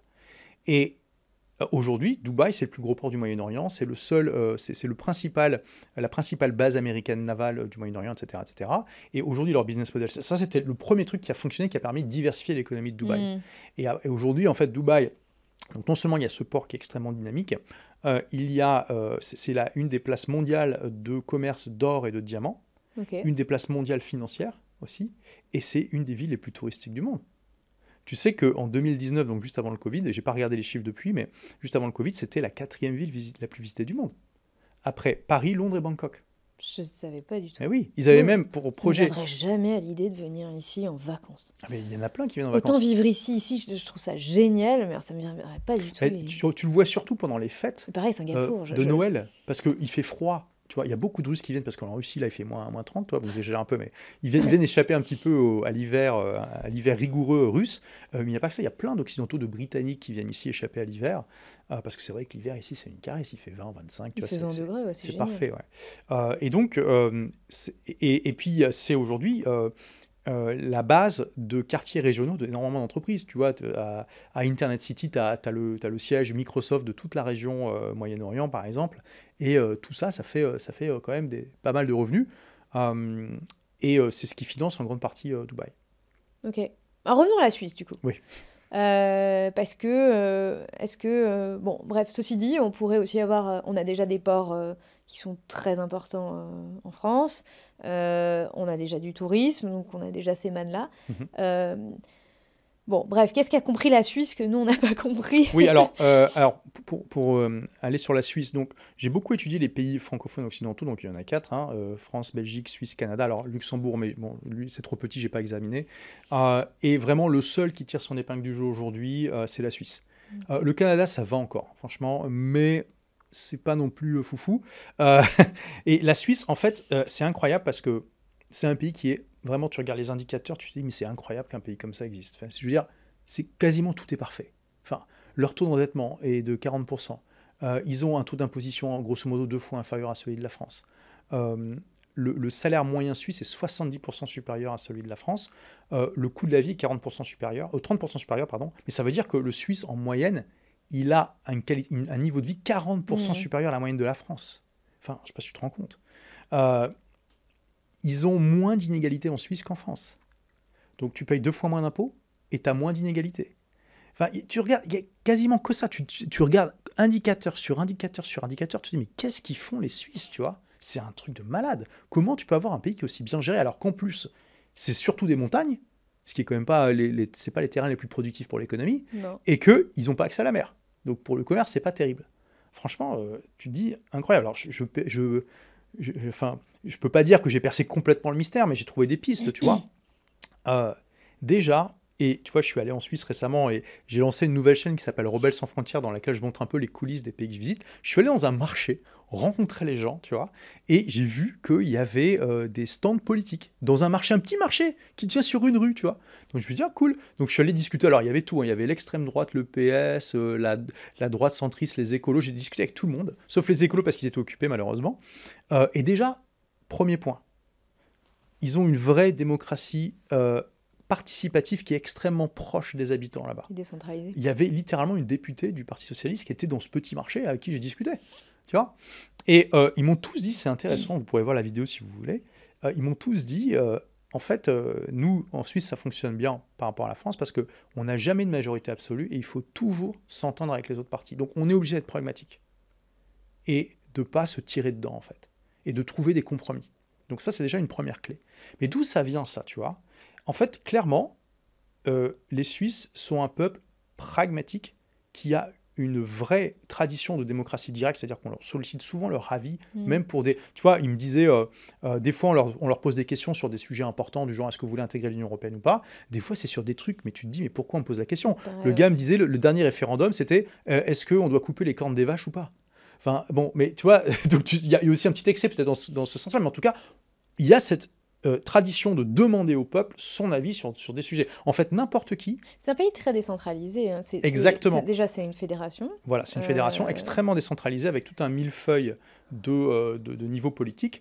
Mais d'un canton à l'autre, il peut y avoir pas mal de variations, y compris fiscales. C'est une des clés, c'est la compétition entre les cantons, tu vois.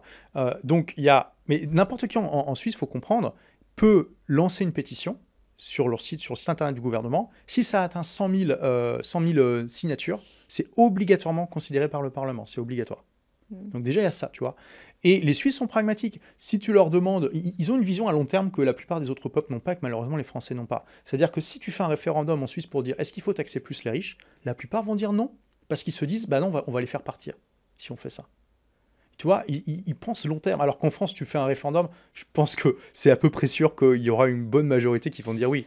C'est même pas une question de long terme, là, c'est une question de... Je sais plus où j'entendais ça récemment à propos de la Suisse, on disait, mais le concept de lutte des classes, c'est pas partout dans le monde, quoi. On y tient en France, quoi. C'est quand même, il y a vraiment, c'est quand même très ancré, hein, la lutte des classes malheureusement, dans notre pays. Et on passe la frontière et il n'y a pas forcément cette idée d'opposition, les riches contre les pauvres, les classes moyennes qui... exactement. Etc. Donc effectivement, on a ce sentiment qu'on a besoin des uns des autres. On a besoin des uns des autres. Ok, donc chacun choisit aussi un peu sa place ou fait du mieux qu'il peut, mais il n'y a pas aussi ce sentiment de... c'est de la faute à qui, c'est de la faute à eux, et si je suis en bas, c'est parce qu'il y a des gens qui sont en haut, et c'est de leur faute si je suis en bas, quoi. Ça vient en grande partie, cette différence de culture entre la différence, enfin c'est la différence entre le protestantisme et le catholicisme. Donc en fait, les 3 critères pour moi que j'ai identifiés, c'est démocratie directe, enfin 4, démocratie directe, population pragmatique décentralisation qui crée une compétition qui crée l'excellence en Suisse entre les cantons, et cette différence plutôt culture protestante que catholique. Donc on a déjà expliqué les 2 premiers points. Sur les cantons, effectivement, en fait c'est comme aux États-Unis où il y a une compétition entre les États pour attirer les Américains. Là, les cantons en fait ont beaucoup d'autonomie au niveau fiscal. Et la fédération est très faible en fait dans son ensemble. Alors là c'est un peu différent. Aux États-Unis, l'État fédéral est très fort. En Suisse, Ça dépend pourquoi. au niveau imposition, par exemple, 80%, si ce n'est 100%, ça dépend des États, mais des impôts que les Américains vont payer va à l'État fédéral plutôt qu'à l'État. Ah, tu vois, il me semblait que c'était l'inverse. Je croyais que c'était les impôts locaux qui étaient les plus... Ah non, pas du tout. Ok, d'accord. Tu regardes l'IS, par exemple, en fait, il y a un IR et un IS fédéral, et après, les États sont libres ou pas de rajouter dessus. Oui, mais alors, comment t'expliques que dans certains États, type Floride, Delaware, il y a Oui. très peu d'imposition? Il n'y a pas d'imposition locale, mais il y a l'imposition fédérale qui s'applique. Mais du coup, c'est pour ça que je pensais que c'était la plus minoritaire dans le... Non, ça Ok. reste largement... On parle de la complexité fiscale, mais aux États-Unis, Ah oui, c'est du délire. c'est pire. Mais il y a quand même une compétition, tu vois, Ouais. malgré ça. Mais en Suisse, c'est exacerbé parce que l'État fédéral a moins de poids. Ok. Et alors, il faudrait vérifier le poids, mais si je me rappelle bien, les Suisses payent davantage d'impôts locaux que d'impôts fédéraux. Du coup, s'il y a un canton qui commence à déconner et à devenir inefficace, en fait, les Suisses, des fois, le canton, tu franchis la rue, tu es dans un c'est canton ça, à côté, ouais. tu vois. Bon, Ouais. c'est pas toujours comme ça, mais Non, mais tu c'est fais quand une même... demi-heure et tu es dans le canton Voilà, d'à côté, tu quoi. peux Sans facilement... changer ta qualité de vie. Tu peux Exactement. facilement changer de canton, et du coup, ça crée un contre-pouvoir qui empêche les dérives. C'est-à-dire que si un canton devient inefficace, les gens vont se barrer, tout en restant en Suisse. Et ça, c'est fondamental. Et en France, malheureusement, c'est très centralisé. C'est un des pays les plus centralisés d'Europe, la France. Et ça vient à nouveau de l'absolutisme, etc. T'as pas autant cet arbitrage. Parce que là, par contre, quand tu es parti à Dunkerque, le coût de la vie était moindre, mais les impôts étaient les mêmes. Parce que les à impôts fait. locaux, c'est peanuts en France par rapport à ce que tu payes à l'État central. Donc, Mais si tu joues sur la mobilité territoriale, au sein même de la France, tu vas pas du tout jouer sur un levier fiscal. Tu vas pas jouer sur un levier de recettes, tu vas jouer sur un levier de dépenses. Tu vas juste, ouais. de Il y a manière une beaucoup exception. plus mécanique, dépenser moins. Il y a une exception. Alors, ça peut être les zones franches, tu vois, et il y a aussi les dom-toms. Parce que, alors, les DOM, c'est la même fiscalité. En quoi que c'est un peu moins fiscalisé que la métropole, mais les TOM, il y en a qui sont des paradis fiscaux. Saint-Pierre-et-Miquelon, Wallis, Saint-Barthélemy, tout ça, là-bas, il n'y a pas d'impôt, quasiment pas d'impôt, par exemple. C'est drôle, hein. Après, il faut vouloir aller vivre là-bas, hein. C'est quand même un peu spécial. Bref, mais donc, et sinon, je ne sais pas si tu veux que je développe sur le... Il y a moins d'impôts, mais alors Oui, parlons des services publics dans les oui, dom-toms. c'est sûr. Non, mais voilà, c'est pour ça. Je mentionne quand même pour préciser que la France abrite des paradis fiscaux, hein, quand même. Faut le dire. Mais bon. Et sinon, après, il y a la différence Suisse-France, catholicisme, protestantisme. Et on voit beaucoup cette différence de manière générale. Si vous regardez sur une carte les performances économiques des pays, de manière générale, les pays protestants ont des meilleures performances économiques que les pays catholiques. Et pourquoi? Ça vient fondamentalement de la différence de perception des riches. C'est-à-dire que les catholiques s'appuient sur une des paraboles du Christ qui dit il est plus facile pour un chameau d'entrer dans le chat d'une aiguille que pour un riche d'entrer au royaume des cieux. Il le dit ça littéralement dans l'Évangile. Et donc les catholiques, de tradition, ont toujours une méfiance par rapport à la richesse parce que c'est vu comme un obstacle pour la vertu, en fait. Et ça se retrouve aujourd'hui beaucoup dans l'état d'esprit français, mais aussi dans la plupart des pays de tradition catholique. Alors que le protestantisme a beaucoup disrupté, a renversé pas mal de valeurs du catholicisme, et au contraire, chez les protestants, la réussite terrestre préfigure la réussite céleste. C'est-à-dire que par ton succès sur Terre, tu montres que tu fais partie des justes et que tu augmentes tes chances d'aller au paradis. Donc tu vois, c'est pas du tout le même rapport à la richesse. Par contre, il faut que ta richesse soit gagnée de manière vertueuse, d'accord ? Je trouve que ça dépend. Il y a une question de provenance aussi, tu vois. Dans le catholicisme, c'est vraiment l'enrichissement par l'effort et le travail qui peut représenter une forme de... C'est plutôt le protestantisme, ça. Hein. Pour moi, dans le catholicisme, il y a vraiment cette idée de... Ça peut représenter une forme de vertu si tu as œuvré pour. Contrairement à l'enrichissement par le capital, qui là est... ça, c'est sûr que... C'est le diable. Écoute, de manière générale, je dirais que même quand tu étais un entrepreneur ou un marchand et que tu as fait ta fortune, on va dire, de manière honnête, c'est pas forcément... Et c'est beaucoup dans l'inconscient collectif, hein. Je dis pas que c'est très conscientisé, mais le catholicisme ne voit pas ça d'une bonne manière. Ou alors, il faut que ça soit vraiment le prétexte pour être extrêmement solitaire, donner beaucoup aux œuvres caricatives, etc. Mais en tout cas, il n'y a pas cette notion du tout que ta réussite matérielle terrestre préfigure ta réussite au royaume des cieux. Alors que dans le protestantisme, si. Non, et je pense qu'il y a une limite. Tu vois, il y a...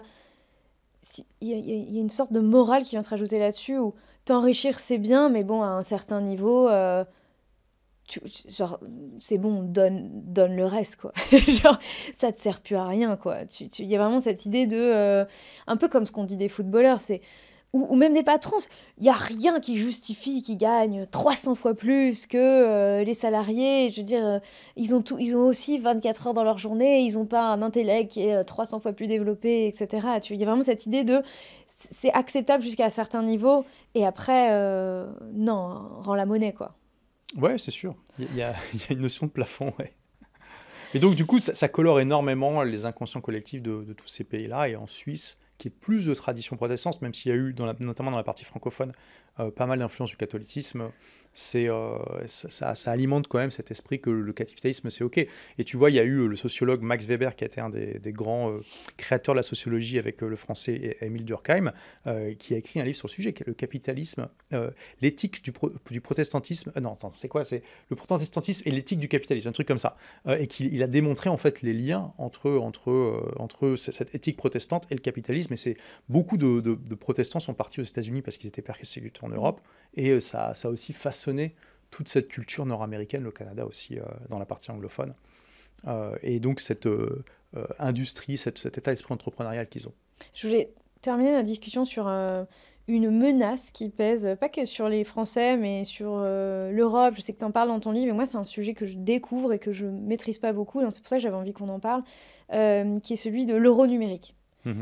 Qu'est-ce que c'est que ce truc J'ai mon cœur qui bat plus fort quand tu me parles de ça, tellement c'est flippant. Qu'est-ce que c'est que ce truc qu'on veut, qui veut mettre ça en place, c'est quoi, ça aura quoi comme impact? J'ai commencé à essayer de me documenter, mais tu vois, sur des sources tu checkes ta montre, on a combien de temps devant nous?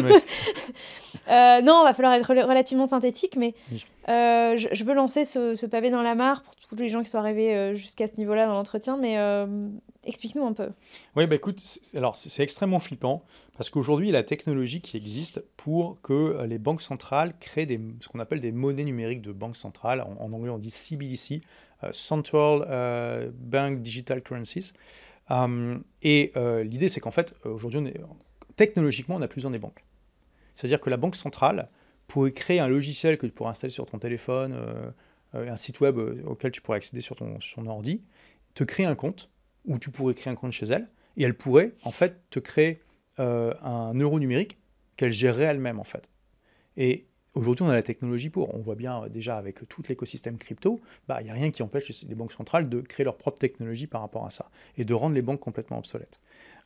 C'est-à-dire que tu supprimes l'intermédiaire. Alors, c'est pas leur projet, c'est pas leur projet, non, justement. Non, mais tu pourrais technologiquement te passer des intermédiaires, et donc voilà, avoir un compte à la banque centrale et que la banque centrale t'octroie directement un crédit avec les taux d'usure, etc. Okay. Ouais. Et alors, par contre, c'est pas leur projet d'enlever la couche des banques parce que l'économie quand même repose beaucoup dessus. Et au contraire, ils essaient de jongler pour essayer de mettre en place cette technologie sans disrupter les banques. Okay. Ce qui est une gageure parce que en fait, le problème, c'est que si à un moment il y a l'option de pouvoir ouvrir un compte dans la banque centrale, il n'y a plus aucun intérêt d'ouvrir dans une banque normale, parce que la banque normale, il y a un risque de contrepartie alors qu'il n'y en a pas avec la banque centrale. C'est-à-dire que ta banque, elle peut faire faillite alors que la banque centrale ne peut pas. Donc du coup, il n'y a plus aucun intérêt à garder ton argent dans une banque normale. Tout le monde va mettre à terme son argent dans la banque centrale. Donc ils sont en train d'essayer de jongler pour voir, déjà peut-être qu'ils vont juste interdire le fait d'avoir un compte à la banque centrale, alors que c'est pas possible. Mais du coup, qu'est-ce que les banques vont apporter comme valeur ajoutée dans un compte en banque qui permet de gérer le euro numérique? Mais surtout, on peut se poser la question, à quoi ça sert tout ça? C'est quoi l'intérêt?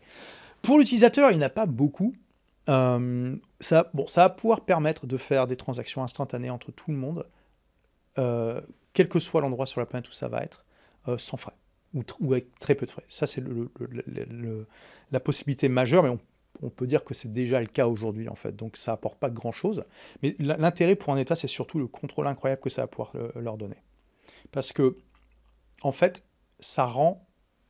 La technologie qui permet ça permet aussi de rendre l'argent programmable. Ça veut dire qu'à terme, et clairement, quand ils vont le mettre en place, ils vont pas mettre ça parce qu'ils veulent pas affoler les gens, mais tu sais, c'est l'histoire de la grenouille qui est dans l'eau qui bout et qui se rend pas compte de ce qui lui arrive. Ce qui est possible de faire avec cette technologie, c'est de programmer l'argent de plein de manières pour aller dans le sens des politiques qu'ils veulent. Donc par exemple, de dire, si par exemple une autre pandémie arrive, de dire voilà, on vous donne, je sais pas, on vous donne à nouveau 2 000 € chacun par exemple, hop, distribué automatiquement dans tous les wallets de tout le monde grâce à cet euro numérique, mais il va expirer dans un mois, donc vous avez un mois pour le dépenser. Voilà. Parce qu'ils veulent juste stimuler la croissance à court terme. Ça, c'est une des possibilités. Deuxième possibilité, c'est de dire, démarche écologique. Tu vas au supermarché, tu vas acheter du poulet. Ce que j'arrive pas à comprendre, c'est en quoi c'est pas déjà possible. Alors, c'est beaucoup plus compliqué aujourd'hui. Parce qu'il y a tellement de banques différentes. Si tu veux, regarde, aujourd'hui, par exemple, tu es en France, tu as le droit d'ouvrir un compte chez Revolut, chez Wise, Ouais. et tout ça. Et tous ces comptes en banque ne sont pas en France. Et c'est légal. Ouais. Tu vois, chez Wise, il est en Belgique. Mhm. À Revolut, tu peux avoir un compte en Angleterre, etc., etc. Donc, quand tu vas aller acheter avec ta carte Wise ou Revolut en France, ce n'est pas des comptes français. Donc, si par exemple la France veut mettre ça en place, c'est compliqué. Il faudrait que l'Union européenne se décide à le faire. Okay. Ce qui est un projet, l'union bancaire. Alors, oui, mais et du coup, c'est possible techniquement, mais avec tellement d'intermédiaires, tu ne sais pas aussi comment ça va être exécuté, comment ça va être remonté, les formats de données sont différents. Tu vois, on en revient à la démocratie ou pas. Parce que moi, je ne sais pas, mais j'ai l'impression que, par exemple, les Émirats ont accès à mes comptes. Oui, bah oui. Ils savent ce qui est sur les comptes, ils peuvent, tu vois, donc je vois pas et pourtant ça passe par des réseaux bancaires. Oui, mais justement, aux privés. Émirats, il y a un contrat social différent. Ok. Parce que le contrat... Alors déjà, je fais juste une parenthèse sur le contrat social dans les États démocratiques. Prenons l'exemple de la France, mais ça marche dans tous les autres États. À la base, ce contrat, c'est un contrat entre toi et l'État qui définit vos droits et obligations réciproques. Mhm. Génial. D'ailleurs, ça a été théorisé par Rousseau, Cocorico. Ok, super, c'est un contrat. Elle est où ta signature? C'est pas un contrat. On te fait croire que c'est un contrat, mais ça l'est pas. C'est juste qu'on t'impose un contrat parce que tu es né à un endroit en Oui, particulier. tout à fait. Donc en fait, aujourd'hui, c'est pas un vrai contrat. Contrat de naissance. Bah oui, donc, mais c'est pas un contrat. Donc, c'est un contrat que pour les gens qui, justement, choisissent le pays dans lequel ils veulent résider. Exactement. La manière de rendre ce contrat un véritable contrat, c'est de choisir ta juridiction, en fait. C'est ça, la clé. Qui est différent de la citoyenneté. Je n'ai pas choisi la citoyenneté émirati, oui. J'ai choisi la oui, résidence. c'est différent. Ouais. Mais si tu vois, le contrat est du coup différent parce que, et ça aussi explique pourquoi c'est moins important pour nous les libertés politiques ici. C'est que on est venu ici de notre propre volonté. Il n'y a personne qui nous a forcés. Et rien que ça contrebalance énormément notre relation avec le gouvernement. C'est-à-dire que on n'est pas venu ici pour critiquer le gouvernement et aller manifester dans les rues pour demander des trucs. Non, puis on est parfaitement conscient que tant que ça nous plaît, on reste, quand ça nous plaît plus, on s'en va. Exactement. Notre pouvoir n'est pas dans le fait de changer le gouvernement, notre pouvoir est dans le fait que si demain Dubaï déconne, on se casse. Tu comprends? Donc le contrat est complètement différent ici. Et du coup, on est prêt à accepter certaines choses qu'on n'accepterait pas dans un État comme la France, comme par exemple le fait qu'aujourd'hui, on peut être fliqué par la police parce qu'il y a des caméras partout qui, pour le coup, servent vraiment à quelque chose, contrairement à Londres. Oui. Mais on voit bien que c'est pas utilisé. Mais déjà, à Londres, elles servent mieux qu'en France. Ah bah, moi, j'ai vécu 3 ans à Londres, je peux dire, ça sert pas à grand-chose les caméras. Ah. Bon. Il y avait un gang de vélos qui s'est vissé à mon époque qui volait des smartphones. Donc, je veux dire, il y a des caméras partout. La police n'arrivait pas à les retrouver. Hein. Bon, bref. Donc, là, on sait que Dubaï, en fait, il pourrait monitorer notre vie à un niveau très chiant avec ces caméras. Mais on voit bien qu'ils ne le font pas. Ils nous laissent tranquilles. Et qu'au contraire, ces caméras sont utilisées pour notre bien, c'est-à-dire pour faire en sorte que c'est un des endroits les plus safe du monde. Donc, du coup, là, le contrat est respecté. Et si demain, on se rend compte que, je ne sais pas moi, la police commence à venir chez nous parce que ils nous ont suivis avec les caméras et qu'on a eu trop de gens, par exemple, dans notre appart par rapport à ce là, on va péter un câble, on va dire, ok, on se casse, tu vois. Donc, et c'est ça aussi qui contraint le pouvoir du gouvernement ici, c'est que 85% de la population, c'est des expats. Donc, en fait... il y a les expats travailleurs. Oui, mais même pour eux. C'est vrai qu'ils l'ont choisi aussi. Mais bien sûr. Ils n'ont pas été enrôlés de force depuis leur pays. Alors, ça, c'est un énorme cliché. Il y a les esclaves à Dubaï. Non, ça n'existe pas. Les gens sont venus de leur propre volonté. Vous pouvez discuter avec n'importe quel chauffeur de taxi, n'importe quel travailleur, n'importe quelle personne normale, n'importe quel serveur ou serveuse dans un café-restaurant. Ils sont venus de leur plein gré. Nous, nos nannies et nos babysitters, on discute beaucoup avec elles. Elles s'occupent de notre enfant quand même. Donc, franchement, nous, leurs conditions de vie, tu vois, ils sont tous quasiment en coloc dans des tout petits trucs, tu vois, dans des tout petits espaces, et on se dit, wow, c'est pas ouf. Et ils nous disent, ah non, mais moi je suis bien ici en fait. Je suis bien et je préfère être ici parce que soit dans mon pays, il y a de la corruption, je suis persécutée, etc. Soit je préfère être ici alors que mes enfants, ils sont au pays, quoi. Donc, ils choisissent, et il y en a même qui se démerdent pour... tu vois, obtenir leur visa, c'est pas toujours très clean, qui préfèrent ici plutôt que revenir dans leur pays, alors que nous, on a l'impression que c'est pas ouf quand même, tu Oui, vois. exactement. Et ça, c'est ce que je dis dans mon livre, c'est que tu vois, cette critique de ces gens pauvres qui viennent à Dubaï dans des conditions qui nous paraissent choquantes d'occidentaux, c'est une critique qui vient d'un emplacement de luxe, en fait. C'est parce que nous, on a une vie de luxe par rapport à eux et on comprend pas qu'en fait, pour eux, c'est une opportunité. Bon, parenthèse, mais tu vois, donc, en fait, le fait qu'ils doivent plaire à leur population d'expats, sinon les gens vont se barrer. Ouais. Parce que sinon l'économie s'effondre ici, Ouais. sans nous. Donc ça les contraint énormément. Et c'est ça le contre-pouvoir, en fait. C'est pour ça que c'est une des clés, c'est pas la seule, hein, qui fait qu'on se sent plus vivre dans ce pays malgré que c'est une monarchie. C'est qu'en fait, on a un meilleur équilibre de pouvoir par cette capacité à partir si ça nous plaît plus. Et du coup, ça contraint le gouvernement, ce qu'il est capable de faire. Donc pour revenir au sujet, si demain Dubaï décide de monitorer l'usage des cartes et en disant vous pouvez plus acheter d'alcool, plus vous avez un quota de poulet parce que c'est polluant et tout ça, les gens vont se barrer. Tu comprends? Donc Oui. c'est pas grave que Oui, parce l'État... que, comme tu dis, l'essentiel des gens ont choisi d'être ici. Donc Bah si oui. demain les réglementations, par exemple pour les entrepreneurs, deviennent si la lourdes. liberté d'entreprendre est trop restreinte, bah, tous ces gens-là qui ont choisi de venir ici choisiront d'aller ailleurs. Et tu vois, le changement de paradigme, c'est qu'ici on est des clients et pas des contribuables. Donc c'est ce que j'essaie d'expliquer dans le livre, c'est que quand vous partez, vous passez de ce monopole de gouvernance et vous passez donc à un marché de juridiction, c'est-à-dire que vous passez du statut de contribuable à celui de client. Et le rapport de force n'est pas le même. Donc du coup, on peut accepter qu'un État soit un peu plus autocratique parce qu'on a nous-mêmes plus de souveraineté en fait individuelle.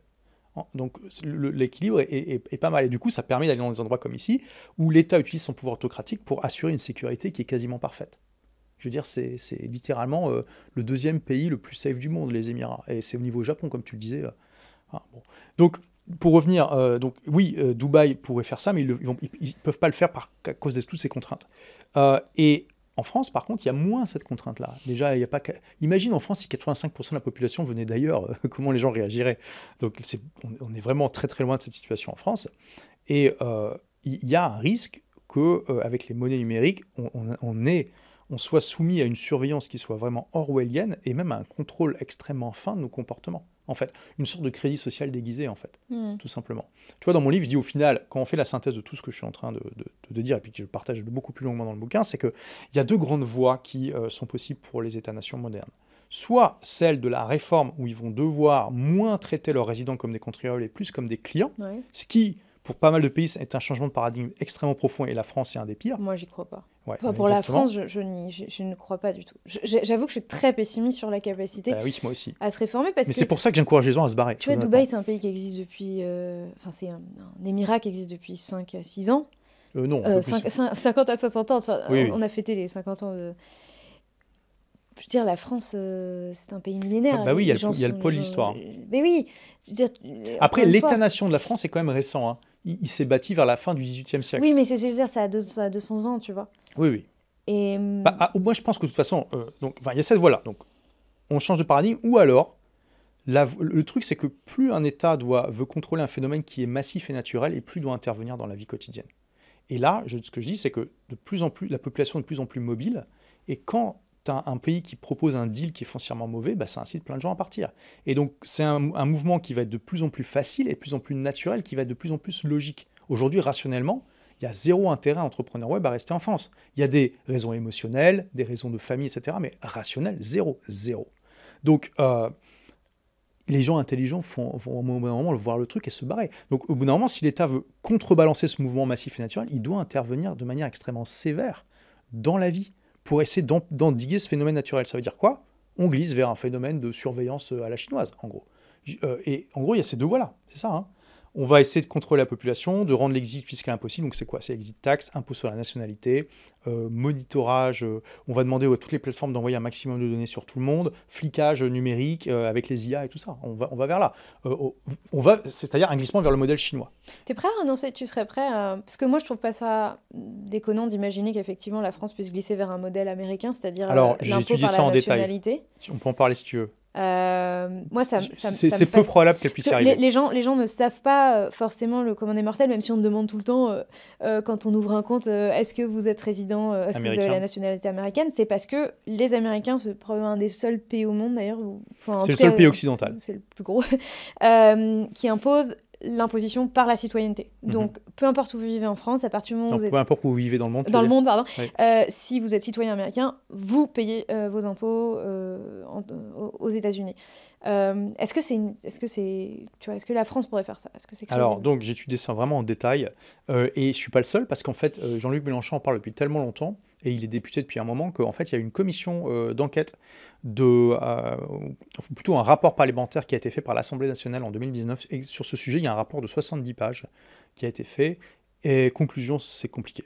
Parce que, en fait, le problème, c'est qu'il y a 4 raisons majeures. Parce que Mélenchon, il est favorable, c'est ça? Oui, l'extrême gauche est favorable. Tout ce qu'on dit là, c'est une hérésie pour l'extrême gauche. Tu vois. On est l'antéchrist pour eux, hein, je te le dis. Donc, coucou s'il y en a. Bon, voilà.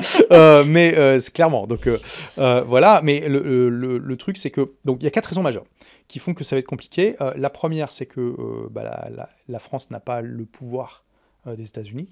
Hein, voilà.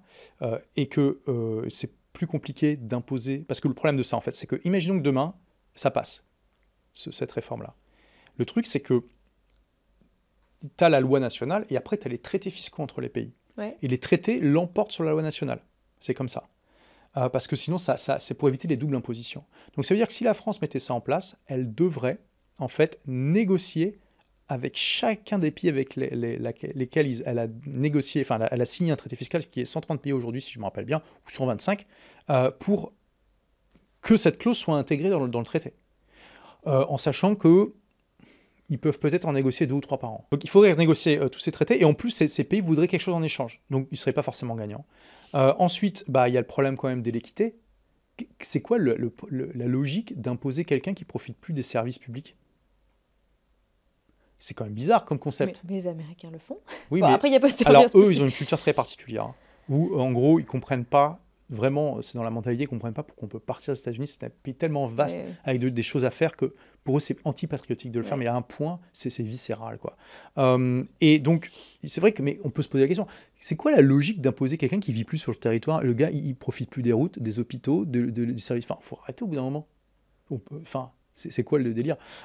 Donc, et puis, il y a le fait qu'en fait, même s'ils arrivent à mettre ça en place, probablement ça rapportera pas autant que ça va coûter. Et ils donnent l'exemple des États-Unis où ils disent que c'est un peu la cata en termes de rendement. Ce que j'ai étudié aussi, effectivement, c'est nul. C'est beaucoup plus complexe à mettre en place que ça ne rapporte. Et au final, les gens arrivent toujours... Et oui, et puis ça va aussi créer une explosion des gens qui vont renoncer à leur nationalité, ce qui s'est passé aussi avec les États-Unis. Et donc au final, ça diminue leur soft power. Ils ont des milliers de personnes chaque année qui renoncent à leur nationalité américaine, des gens très riches qui sont influents, et forcément ça diminue leur puissance douce. Donc voilà, donc tout ça. Alors après, ils disent que le rapport dit quand même qu'il y a des formes plus souples, plus douces, on va dire, d'imposition sur la nationalité qui seraient possibles. Donc exit tax, le fait de demander un remboursement. Par exemple de ce que l'État a payé pour ton éducation et tout ça. Je dis dans le livre que le rapport ne se rend pas compte qu'en faisant ça, ça va impliquer de devoir mettre un prix sur les services publics, et qu'on va peut-être se rendre compte que c'est un peu cher par rapport à ce qu'on a, tu vois, que ça va ouvrir le vase de Pandore. Bon, tout ça, c'est pas très réaliste, honnêtement. Et donc le risque que la France fasse passer quelque chose comme ça est faible, et si quand même elle passe un truc comme ça sera plus une mesure symbolique qu'autre chose, et ça va pas toucher grand monde, très honnêtement. Une des raisons aussi pour lesquelles je suis pas très très optimiste, moi, pour la France, c'est que de manière générale, on constate politiquement la montée des populisme un peu partout. Ça, j'en parle dans le livre, justement, c'est un des symptômes de ça. Comme tu payes plus pour avoir moins, les populistes prennent le pouvoir de plus en plus. C'est pas qu'en France, c'est... Mais tu vois, en France, tu parlais de Mélenchon, mais il faut pas oublier que c'est quoi? Il y a plus de 50% des Français qui ne payent pas d'impôts sur le revenu. Oui. Et donc, on dit qu'on est très taxé en France. Alors, on est taxé...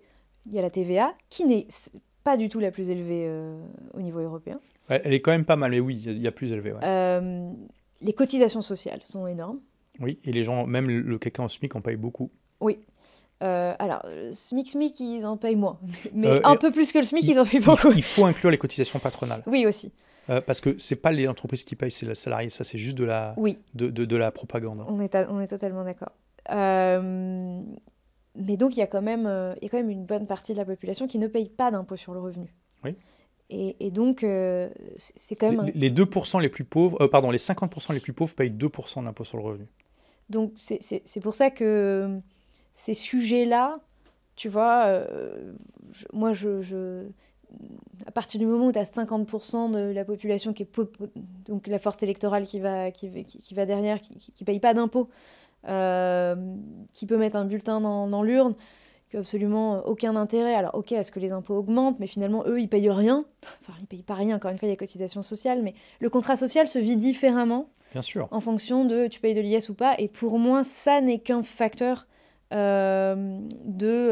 d'aggravation, entre guillemets, des discours populistes, qui sont aussi notamment ceux qui tapent sur les riches, quoi. Et si on part du principe que, donc, par exemple, tu vois, les retraités sont une force électorale qui est très importante, sauf que si on part du principe qu'ils vont s'appauvrir de plus en plus, et c'est certainement pas eux qui vont s'exiler. Que les Français sont pas les plus pragmatiques, contrairement aux Suisses. Tu non, vois, c'est ça le truc. Très dogmatiques. Bah oui, donc le problème c'est que les Français vont voter pour le court terme en négligeant le long terme, alors que les Suisses feraient l'inverse. Et du coup, à terme, ça va appauvrir tout le monde. Mais au bout d'un moment, c'est ce que j'essaie de montrer dans le livre, c'est que de toute façon, on va droit dans le mur, et que quand une bonne partie des riches seront partis, les conditions vont se détériorer. Tu pourras voter ce que tu veux, ça va rien changer. Il y a les riches et les cerveaux. On n'en a pas beaucoup parlé, mais la personne qui se voit avoir une trajectoire, qui termine ses études ou même avant ses études, parce que maintenant les possibilités aussi de faire les études à l'étranger sont tellement nombreuses que ça ouvre aussi des portes sur d'autres mondes. Et là aussi tu te dis, attends, pourquoi je finirais mes études en France ? Pourquoi j'irais travailler en France ? En fait, il y a plein d'autres opportunités ailleurs. Donc en fait, ça va se passer de plus en plus tôt et c'est beaucoup plus invisible parce que c'est pas des riches qui partent, mais c'est des potentiels en fait qui sont partis trop tôt. Et ça, évidemment, c'est aussi difficile à quantifier. C'est difficile à quantifier. Moi, quand je suis parti, j'étais pas à l'ISF. Aujourd'hui, j'y serais. Tu vois, bon, l'équivalent de l'ISF aujourd'hui qui a muté. Donc, je suis pas visible dans les départs, en fait. Et il y en a plein de gens comme moi. Il y en aura de plus en plus. Bon, bah écoute, merci Olivier. Bah écoute, voilà. Après, il y a des possibilités de réforme, tu vois. Mais en gros, on a quand même la chance en francophonie d'avoir un pays qui vraiment est un modèle. C'est la Suisse. Alors, c'est pas que francophone, évidemment, mais je pense que vraiment, pour moi, la Suisse, c'est la France 2.0. Et s'il y a des personnes, des politiciens qui nous regardent, ou des gens qui peuvent aider à intervenir, essayer de faire réformer les choses de l'intérieur, regardez ce qui se passe en Suisse et essayez de modéliser en partie ce qu'elle fait. Mais il faut aussi être réaliste et comprendre que ça vient en grande partie du fait que les Suisses sont un peuple pragmatique. Et je ne suis pas sûr que si tu enlevais tous les Suisses de la Suisse, tu mettais des Français, à mon avis, ça partirait, ça n'irait pas. Parce qu'il y a aussi une culture à intégrer. Et ça, c'est extrêmement long à mettre en place dans un pays. Donc moi, le scénario que je vois à terme, et ça va être dans des décennies, hein, donc on a le temps quand même, c'est qu'en fait, ça va être tellement une catastrophe. C'est le crash par la dette, en fait. C'est qu'en fait, les gens auront... Ça va être l'Argentine, en fait, tu vois. C'est qu'au bout d'un moment, c'est tellement n'importe quoi, et les gens souffrent tellement, qu'ils vont élire un Milei qui va casser l'État, le dégraisser, et parce qu'ils n'auront plus le choix, parce qu'ils auront écouté tellement les populistes qui n'ont rien fait, qu'au bout d'un moment, il y aura un mec quand même qui va émerger, une sorte de Churchill, tu vois, de l'économie. Comme il est là, pour l'instant, les résultats de Milei sont excellents, on verra sur le long terme. Hein. Mais comme tu dis, c'est pas avant des décennies, parce qu'il aura fallu écrémer les options populistes avant. Il faudra vraiment que les gens seront désespérés. Et le problème, c'est qu'on part quand même d'une situation où on est quand même assez riche en France, on est quand même encore la 6e économie du monde, mais clairement, dans 20 ans, on sera plus 6e. Hein. On aura descendu dans le classement sur plein d'aspects. Il va y avoir un moment des pays asiatiques qui vont être plus riches que la France. À part le Japon, c'est déjà le cas, mais je veux dire, où on peut s'attendre à ce qu'il faut voir, tu vois, qu'il y ait peut-être la Malaisie ou l'Indonésie qui un jour deviennent plus riches que la France, des trucs comme ça. On va avoir un déclassement, et avec des pays surprenants qui vont passer devant. Peut-être l'Inde aussi, tu vois. Et à un moment, tout ça, ça va participer à la prise de conscience qu'il faut changer de mentalité. Mais on part tellement d'une mauvaise situation en France avec ce surmoi marxiste et cet État nounou qui règle tous nos problèmes, alors que l'État devient de plus en plus impuissant dans une économie mondialisée à régler les problèmes, que j'espère, tu vois, accélérer un peu la tendance avec mon livre, d'essayer d'ouvrir les yeux, faire en sorte que les gens se fassent moins les autruches. Mais je ne suis pas très optimiste, malheureusement, sur la France en tant que telle. Si on pouvait faire comme la Suisse, ce serait incroyable. Mais bon, réalistiquement, j'y crois pas dans un avenir à court terme. Donc on espère que vous aurez vous aussi la chance de quitter votre pays. Ou d'être suisse, voilà, ou d'être en Suisse. Exactement. Non, mais merci d'avoir ouvert cette... Moi, j'ai lu que la moitié du livre parce qu'il n'était pas encore disponible. Tu me l'as remis, tu me l'as offert, je vais le dévorer. Mais cette ouverture sur le fait qu'effectivement, une autre vision de ce que peut être l'exil fiscal, le choix d'un autre contrat social, la concurrence des nations, tous ces sujets, on ne les traite pas sous cet angle-là. Et donc, rien que pour ça, vraiment, mais lisez-le, quoi. Lisez-le.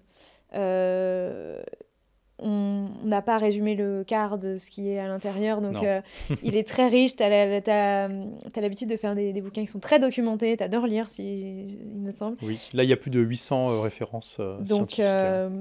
Donc voilà, lisez-le, ouvrez-le, et puis ouvrez vos horizons, même si vous n'êtes pas sur un projet d'expatriation, au moins ça vous ouvrira une autre perspective de réflexion sur beaucoup de sujets. Et notamment, on a beaucoup parlé de politique, donc rien que la politique nationale, ça ouvre aussi des champs de réflexion. Et bien merci Olivier.